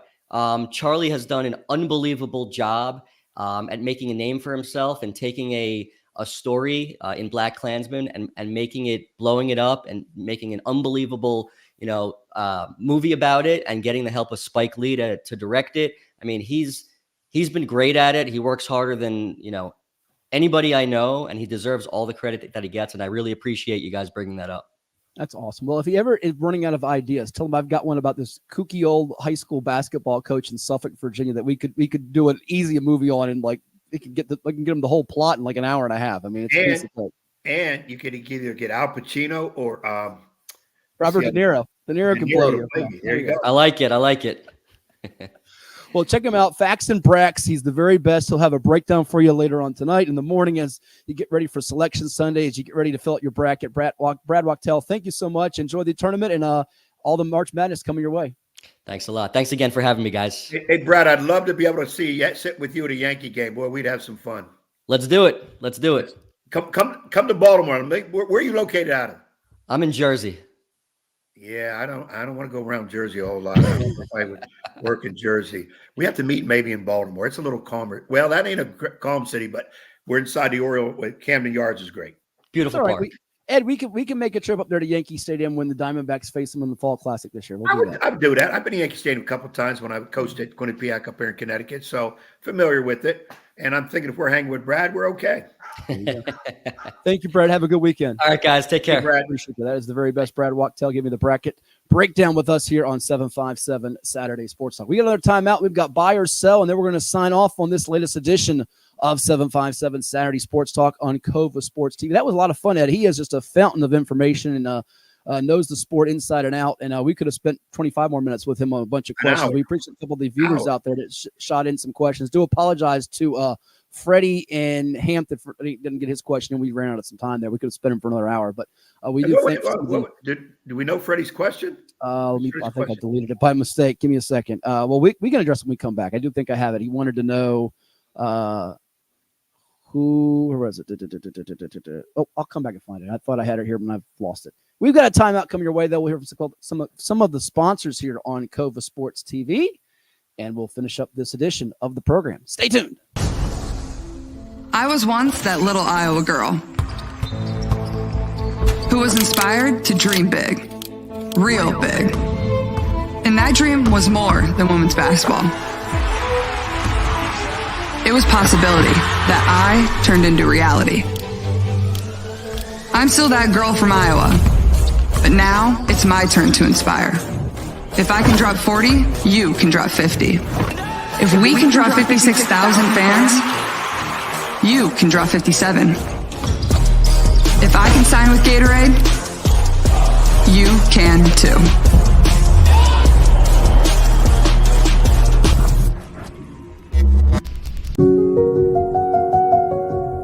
As a banker at Town Bank, we believe that people bank with people, not with banks. You're looking for an actual personal relationship, and that's what you get at our bank. You get that person that gets to know you, gets to know your business, is there for you. I think that is what motivates us, what drives us. And the idea that we are trying to serve others and enrich lives, I think is very true.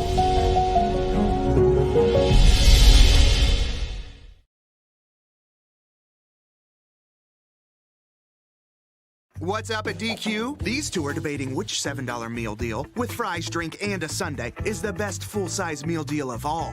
Cheeseburger, chicken strips. There's something for everyone in the $7 meal deal at DQ. Happy tastes good.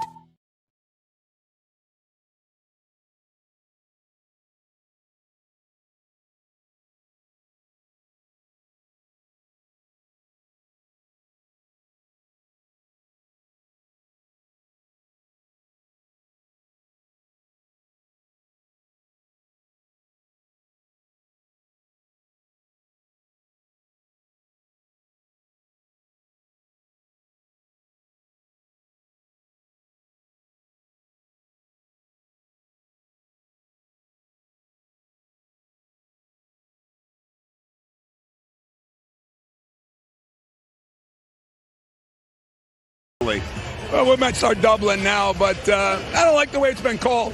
How's that? Tom Izzo with some strong thoughts on the officiating so far.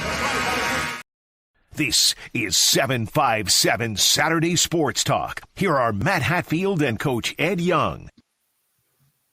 There you have it. Tom Izzo with some thoughts on the officiating. Sound like Ed Young in an in-game interview I was yesterday during the Big Ten tournament quarterfinals. Their loss to Purdue, as you've got Purdue taking on Wisconsin, the Badgers, who bounced Northwestern in one semifinal for the Big Ten. You've also got in the other semifinal the Fighting Illini, who Brad Wachtel just highlighted under Coach Brad Underwood could be a threat, led by NBA lottery projected prospect Terrence Shannon, as they take on the mayor and Fred Hoiberg of Nebraska, which, by the way, Ed, did you know, as I give the takeoff from ESPN Sports Center, did you know Nebraska is the only Power 5 team in the nation,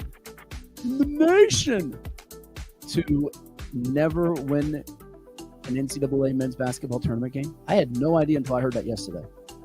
Pretty wild, right? That's kind of wild. If you would ask me that, I would have guessed somewhere along the line they won one NCAA tournament game, but obviously they haven't. We've got buy or sell coming up in just a bit. We're going to revisit the college basketball scene. Also hit on the Princess Anne girls, which we left out earlier in the show. But our question of the day, Ed and I were arguing about this off air yesterday. Which is the better sports underdog story? This is always the time of year with Cinderella.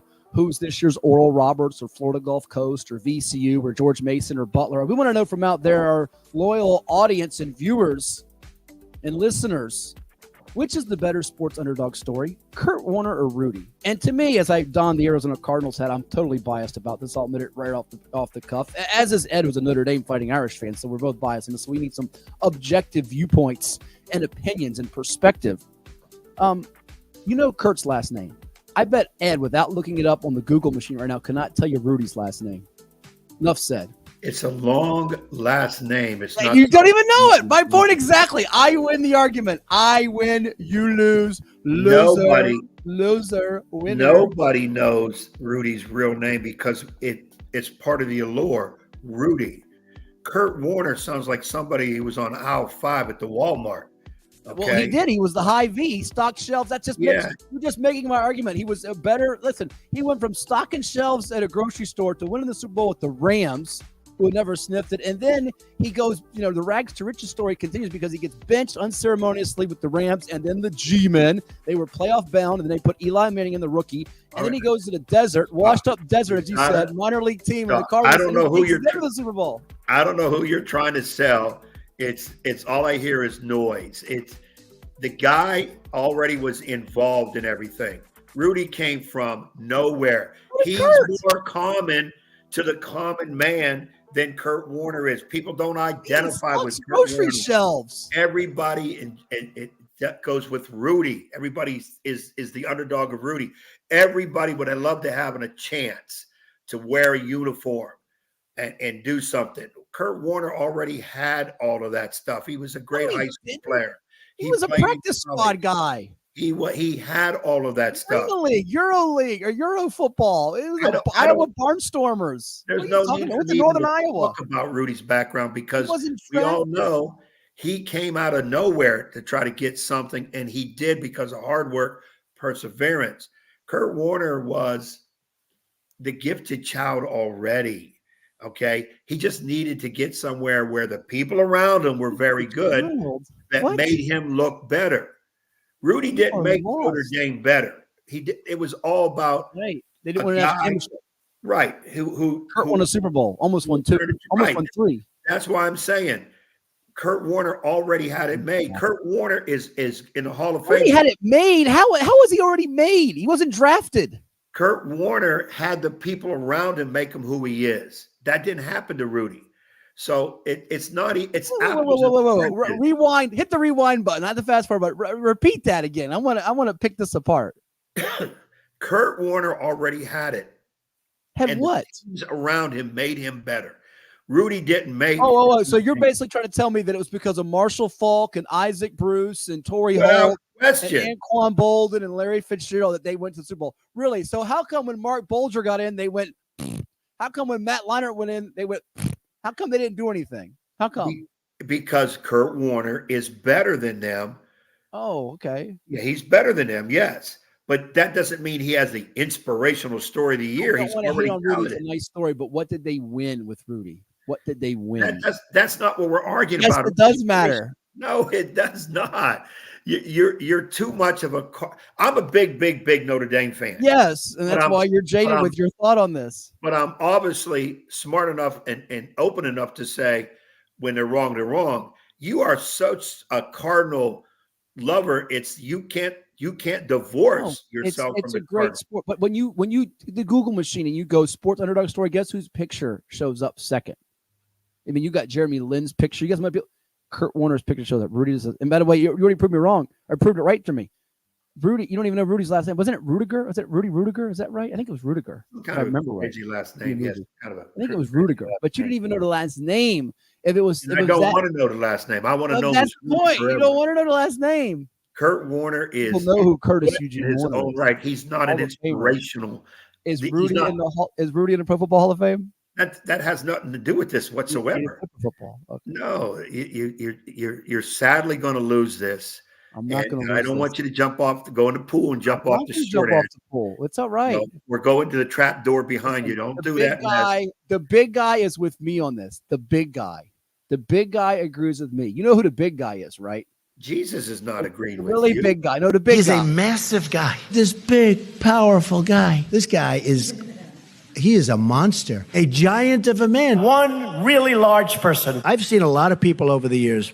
Big people. You know, I have a friend, big guy, one of the biggest in the world. This big, strong friend of mine who weighed like 250 then, which 250 then is big. That's like 310 now, right? This was a long time ago. Big guy agrees with me. Kurt Warner's the answer. Enough said. Thank you. If you just destroyed any chance you can get by putting Trump in there, you just destroyed. Well, he talked about the big guy. I'm just saying, you just lost all of that. Any chance you had. No. Has anybody voted on the poll yet? Is anybody? Well, we're going to hear some. I'm sure later in the show, people are still. They're still listening to your argument and my argument. You probably shocked. I just told you the big guy agrees with me. So there you go. That's all you need to know. The big guy. You get the little guy. I think the big guy. Big guy beats little guy. You put him in a fight. Big guy wins. Enough said. I win. You lose. Case closed. See, I don't have all the buttons in that to put up something there. You better get some buttons.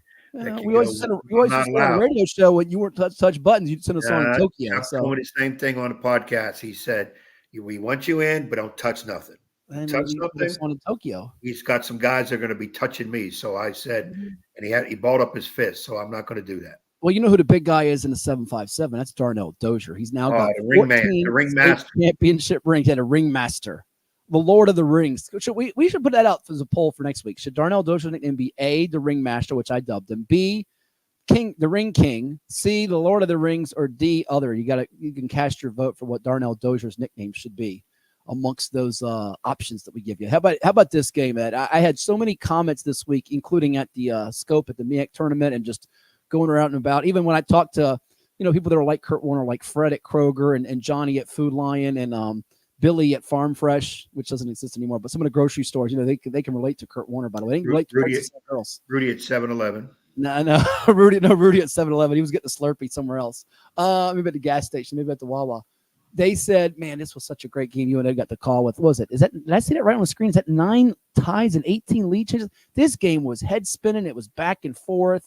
James River hit 9 threes, 7 threes for PA, the Gatorade State Player of the Year. Congrats to Lanny Grant, Jr. at James River, who was 12 of 13 from the foul line, 40 points, 9 rebounds. And as great as she was, so too was Special Agent Ojo. Not the unique stuffed bear like Special Agent Oso, the Disney show, but Special Agent Ojo, the unique, talented freshman, the gifted 9th grader for PA. 31 points for her on 75% shooting from the field and from 3 with 7 rebounds, 5 assists.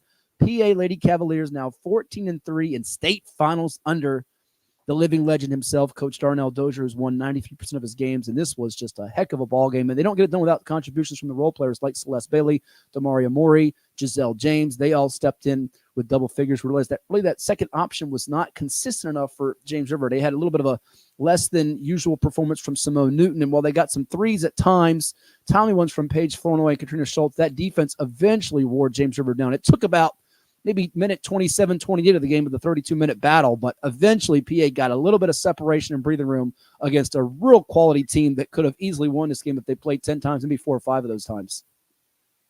Yeah, again, this was a tremendous game to watch, and very, very fortunate we got to call it. So it's an announcer's dream, a lot of excitement back and forth, and you have to stay up on it.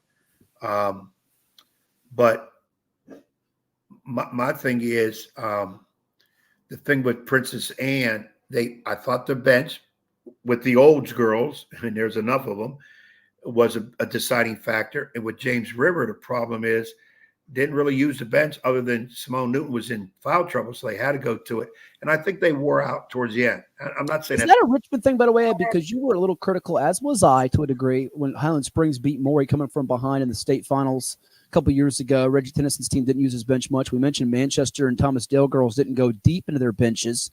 And then we look at the numbers there. Princess Anne played a couple of players double figures like Bahar Grewal and Amani Olds, whereas James River only played 2, and they had to play one of them because of the foul trouble with Newton in this ballgame with 4 fouls. Lanny Green also got 4, and Katrina Schultz ended up fouling out. Do you think that not going into players 6, 7, 8, 9 for extended minutes or more minutes than accustomed to regular season does have an effect in these state finals?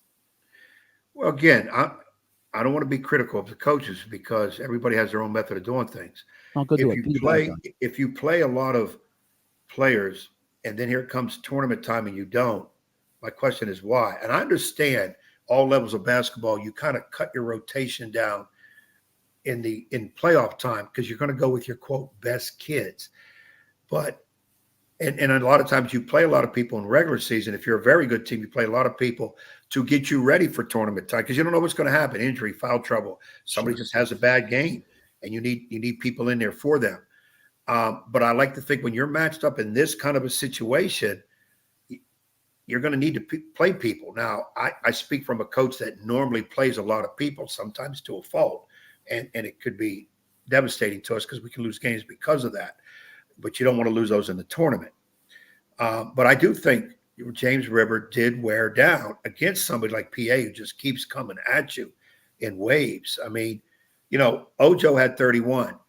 If she didn't have that kind of help around her that she has, she could have easily had 41, maybe 50. How about the 5 assists and 4 blocks? And that block that you and I got, I watched the replay this week. Man. The one where she blocked it, tapped it, was losing her balance, and up ahead, transition bucket. That was something spectacular. And it came just a few seconds after she had a block at one end of the court. I mean, she really took over that stretch in the fourth quarter for a ninth grader. I tell you what, we made the comment on air, and I think we brought it up on a previous podcast that Mark Butts, the former First Colonial coach, Virginia Wesleyan Hall of Famer, told me back during the region final against Deep Creek, Matt, she could be more versatile, can play all 5 positions on the floor, and more skilled at this age than the great Elizabeth Williams was, who's now in the WNBA and has carved out a wonderful career at the professional level after starring at PA and, of course, at Duke in the ACC. But Ed, after watching her up close and personal these last few weeks, I think he might actually be right, which is hard to even fathom that statement. And then you see why he said it. Yeah, she's very comfortable on the court. She's almost positionless because she can do a lot of different things from different positions. In today's basketball, it's probably more of positionless. But I've always said that in my career, I want my players to be able to play basketball. I don't want to lock them into year 1, year 2, year 3. If you work on your skills, even the big kids, if you work on ball handling, you can play, quote, point guard type position. If you're a smaller guy, but you know how to play the post, you know how to play a little bit with your back to the basket, you know how to flash a little bit inside where the big dudes are, you can play that inside position. But sometimes kids just aren't willing to put that kind of effort and time into it because it's going to have to be above and beyond what everybody else does. If you're going to get to that kind of level, you're putting time in working on your game, not going to the gym and shooting around for a little bit. You're working on your game like crazy. That's what separates the greats from everybody else, other than God-given ability and talent. Now do something with it. And Ojo she has that. I was comparing her to Elizabeth Williams myself at the same age, and I thought Elizabeth was more inclined to be an inside player, a tremendous one at that, tremendous overall player, but more of an inside. Ojo, I think, could easily play point guard if they didn't have somebody already good doing that at that position. I mentioned that we had a question before we went to break from, I think it was Freddie in Hampton. You might not be able to see because I probably have to zoom in a little bit more here for you. He wanted to know what seed Gonzaga is on Brad's bracket projections, which he's got up now, I think, on social media. So I'm looking for it here. I don't know if you can see it, Ed. He's got them in the 7-10 matchup in the South against Oklahoma. So somebody wanted to know about, as you see, Daniel Jones is trending as so hard to see right now from that share screen. So we apologize about that. But he's got them as a 7 seed. So hopefully that answers. I think it was Freddie who's the one that asked that question. Don't remember off the top of my head. But there you have it. That was what he wanted to know there. And let's play some buy or sell, Ed, if you're ready to do it here in this edition before we sign off. We'll tell you about the neat bracket challenge that we are doing for all of you out there. Buy or sell. You ready here, Edward? Let's do it. Let me see if I got any change in my pocket. College Hoops edition as we fire up a little bit of some music that we will have to go with this here. And here we go. Juwan Howard.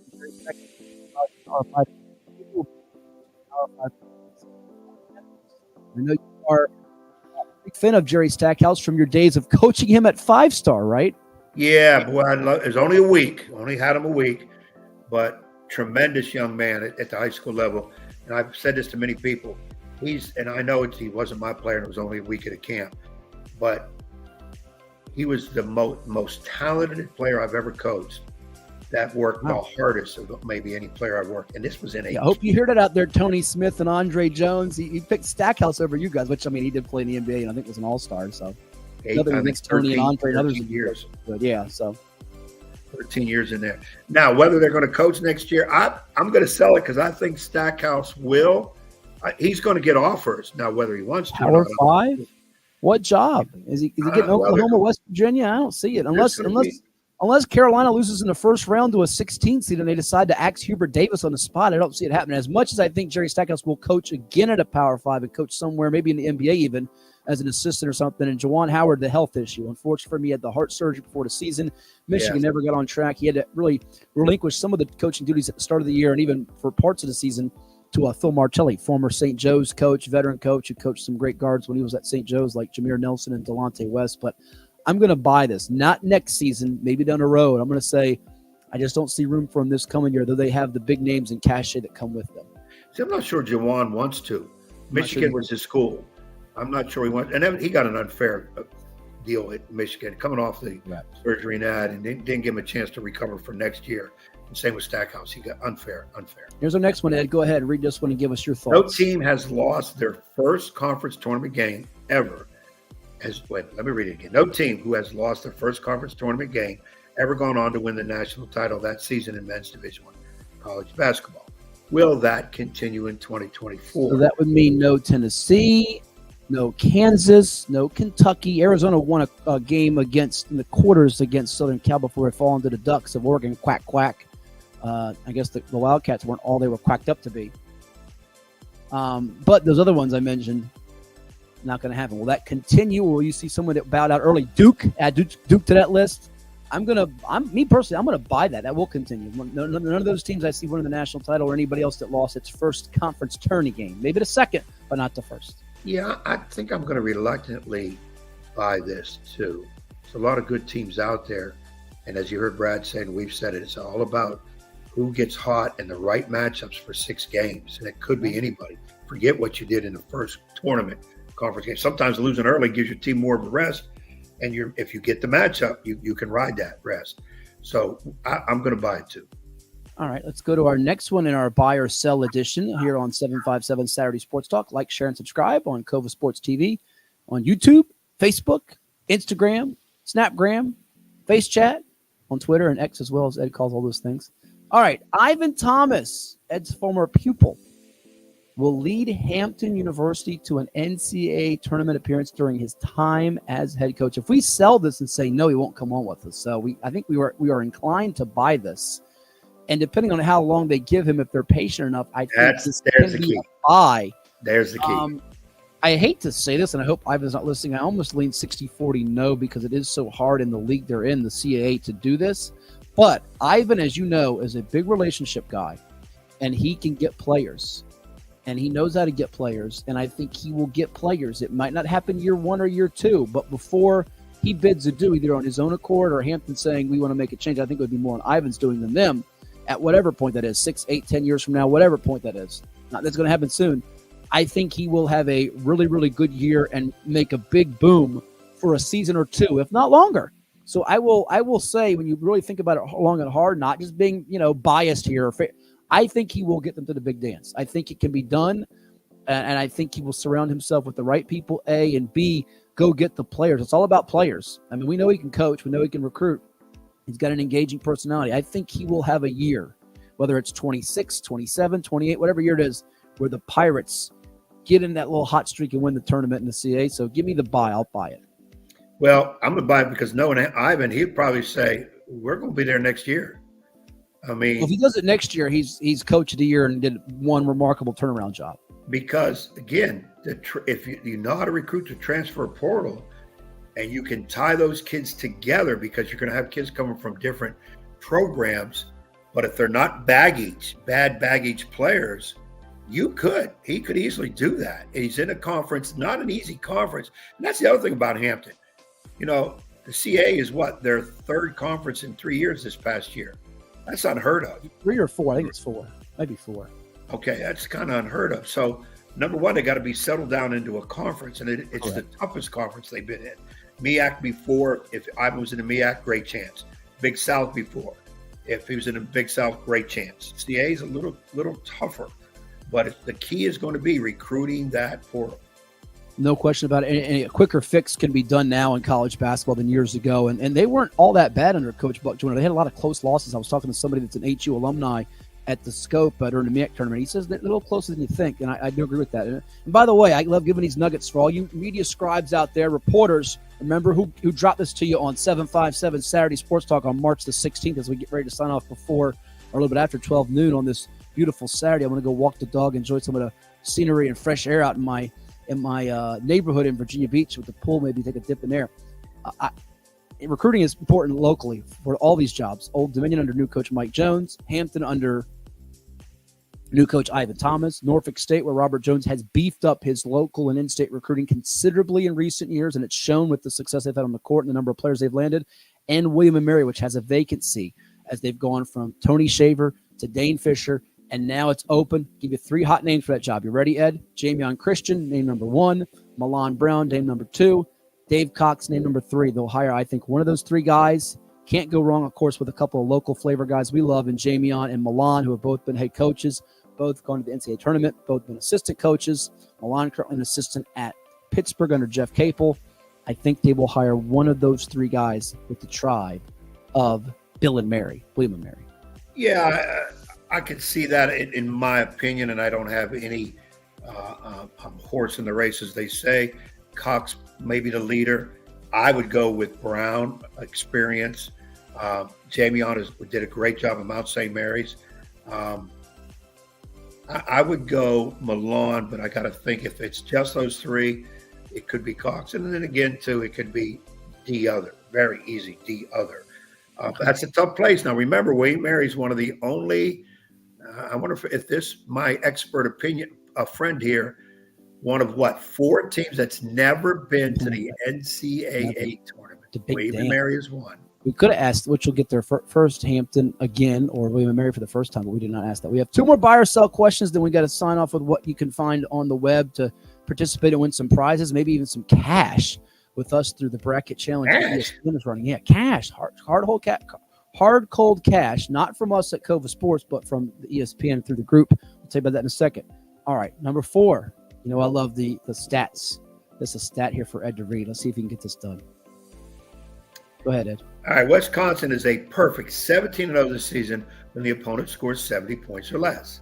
Will they make it through the season unblemished when holding foes to 70 or fewer? Now, they play today, right? They do against the Boilermakers and your good buddy, I think overrated, which is why he'll never come on the show, Matt Painter. Only the good thing about Matt Painter is his first name.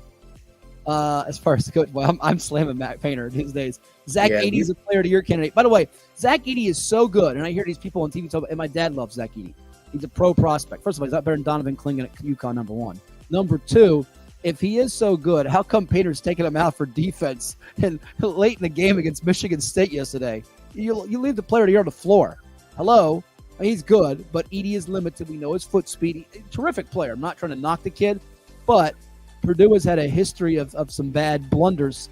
This is a tricky one, though, Ed. Will Wisconsin get in the big dance maybe and give up a 70 spot and lose it if they get in a higher scoring game? This one makes you really think and go take a deep dive on the Badgers, Bucky Badger, and their shooting, which, by the way, they shot lights out in the, I think it was quarterfinals.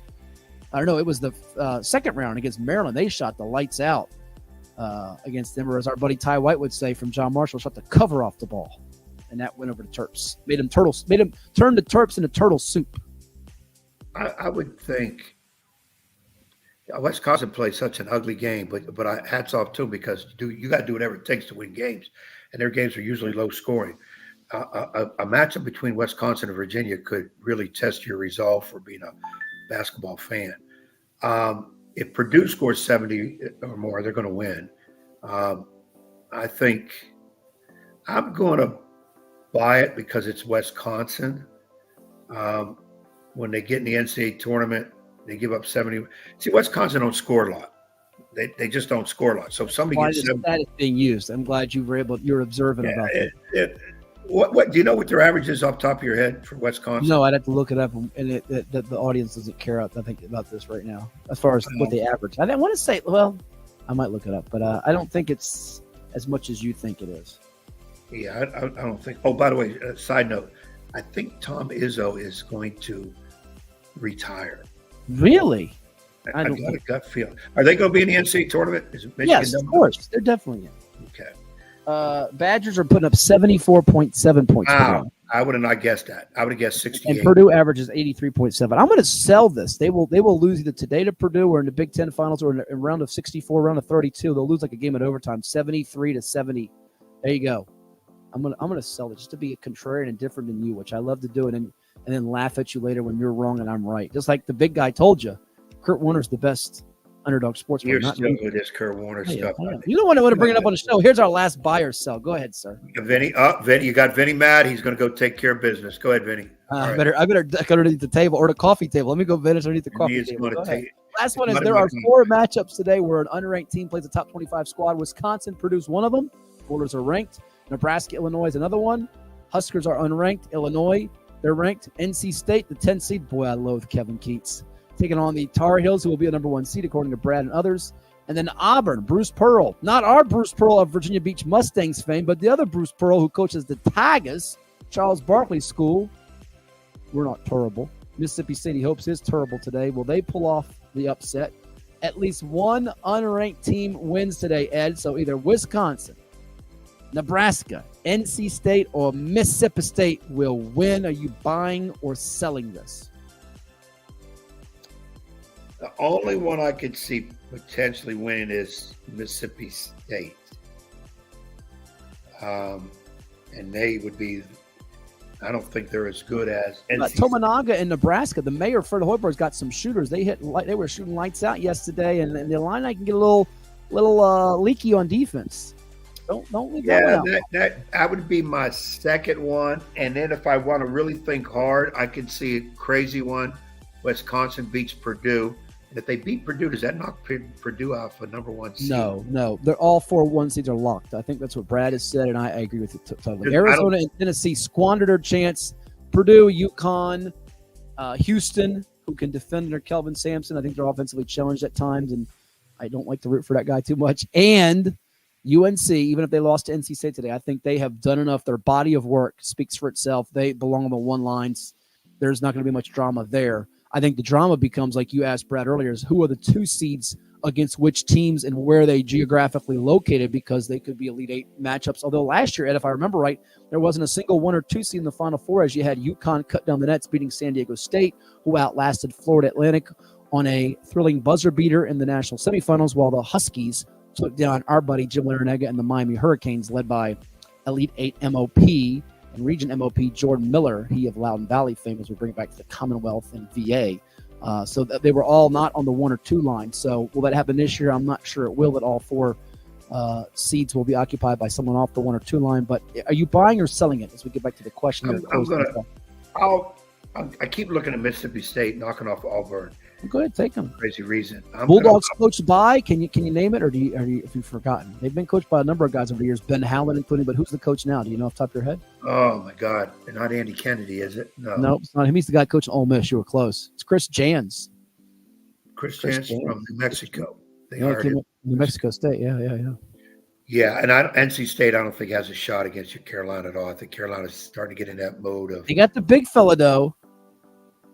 Big fella down low is making some plays for them. That big man is a bundle. DJ Burns. He's like a Devontae Gardner from 757 fame. If you remember him from Kings Fork and Marquette. He is a force down low. How could I forget him when he was right in front of me? Yeah, I'm buying it. I'm going to go Mississippi State as the one that does it. I'm going to be different and sell it. I think a couple of them will lose heartbreakers, including Mississippi State and Nebraska, but I will sell this as we get ready to close out this latest edition. It's going a little bit over 2 hours since we had an abbreviated 1 hour edition last week at the Siegel Center, which was so much fun. We had a record number of viewers today.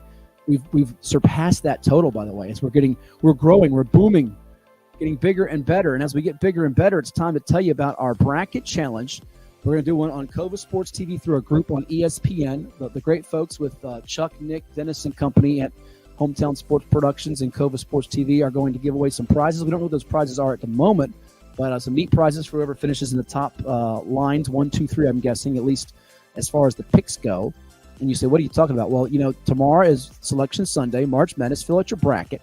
And as you fill out your bracket, you want to get on the ESPN Bracket Challenge through the Fantasy Sports tab. And you see it right there on the screen. Do you see it, Ed, there? The 7-5. We'll actually zoom in and give you a little better look. Go on the ESPN Bracket Challenge and join the group. It's a public group. You get one selection to do it. You can invite your friends, your neighbors' friends, and your friends' neighbors. Make this a big party and fiesta. Go on 757 Saturday Sports Talk on CoVA Sports TV. We'll put out a link through our social pages, probably on the CoVA Sports TV website as well. Join the bracket, and you can join in on the fun and ESPN Awards prizes to the, in fact, some cash prizes to the winners. You see, I think it is $125,000. Fill out 2 for special prizes is what it says there on the thing. 25 brackets to be eligible, max entry of 25, but you only get 1 entry on our group for the group challenge, and we'll award a prize or 2 to the top finishers for this. So you can have bracket rights amongst us and see how you do against Ed and me with our brackets when we fill it out next week through the ESPN Bracket Challenge. Sounds like some fun. They have to fill it out before Tuesday. Before the first four games. Tuesday. No. You have to do it before Thursday. That's incorrect. Because ESPN's, that's incorrect. Bracket Challenge, they let you do it till Thursday. So those playing games, you basically are taking one of those 2 teams to beat the 6 is what it accounts for, or 16 to beat the 1, which seldom happens. Of the last year, did with Philly Dickinson. With Jack Castleberry, now the head coach, then an assistant under Tobin Anderson, he of Virginia Beach and Cape Henry when they knocked off Purdue. So as long as you do it before Thursday and follow the rules that are up there on the ESPN Bracket Challenge, you are eligible for prizes, be it through ESPN or through us at CoVA Sports TV. They'll be the ones awarding the green. If you finished on a national level, we'll be the ones awarding the, who knows what type of prizes Chuck and Nick and the crew will come up with for this. So enjoy it, and you will have lots of fun, and you can compare your bracket to Ed and mine and say how much better you were than us or how much worse you were compared to us, which probably you have a better chance to be better than us than worse at this stage. So, yeah, I get a little crazy and try to pick some of the upsets, and normally you should go chalk if you want to get a decent number. You're not going to win the whole thing. You're going to have to pick some upsets if you're going to win. And don't forget, this is against a whole lot of people. So let's have fun with it, people out there. Get in. I'll have to remind people to join in. There you have it. So that's going to do it for this edition of the program, Ed. It was a lot of fun. We'll be back next week after the round of 64 games are in the books, and we'll have a round of 32 games to chat about and discuss, and probably get on some more special guests to talk some tourney as the madness in March has begun and will only continue and get zanier and crazier and wackier. It's going to be some buzzer beaters, some heartbreaks. Coaching news is coming up, and it's a great time of the year. I love it. The NCAA tournament is my absolute favorite sporting event. High school, college, or pro, the NCAA tournament is the one for me. So for all of our guests, such as Brad Wachtel of Facts and Branks, William Carter, you heard from Stefan Welsh of Woodside. We want to thank our entire CoVA Sports TV crew For Coach Ed Young, I am Matthew Hatfield. Thanks for tuning in. Like, share, and subscribe to our YouTube channel. We'll talk to you next Saturday from the Plex or whereabouts unknown on 757 Saturday Sports Talk. Enjoy your sports weekend, everyone. See you later.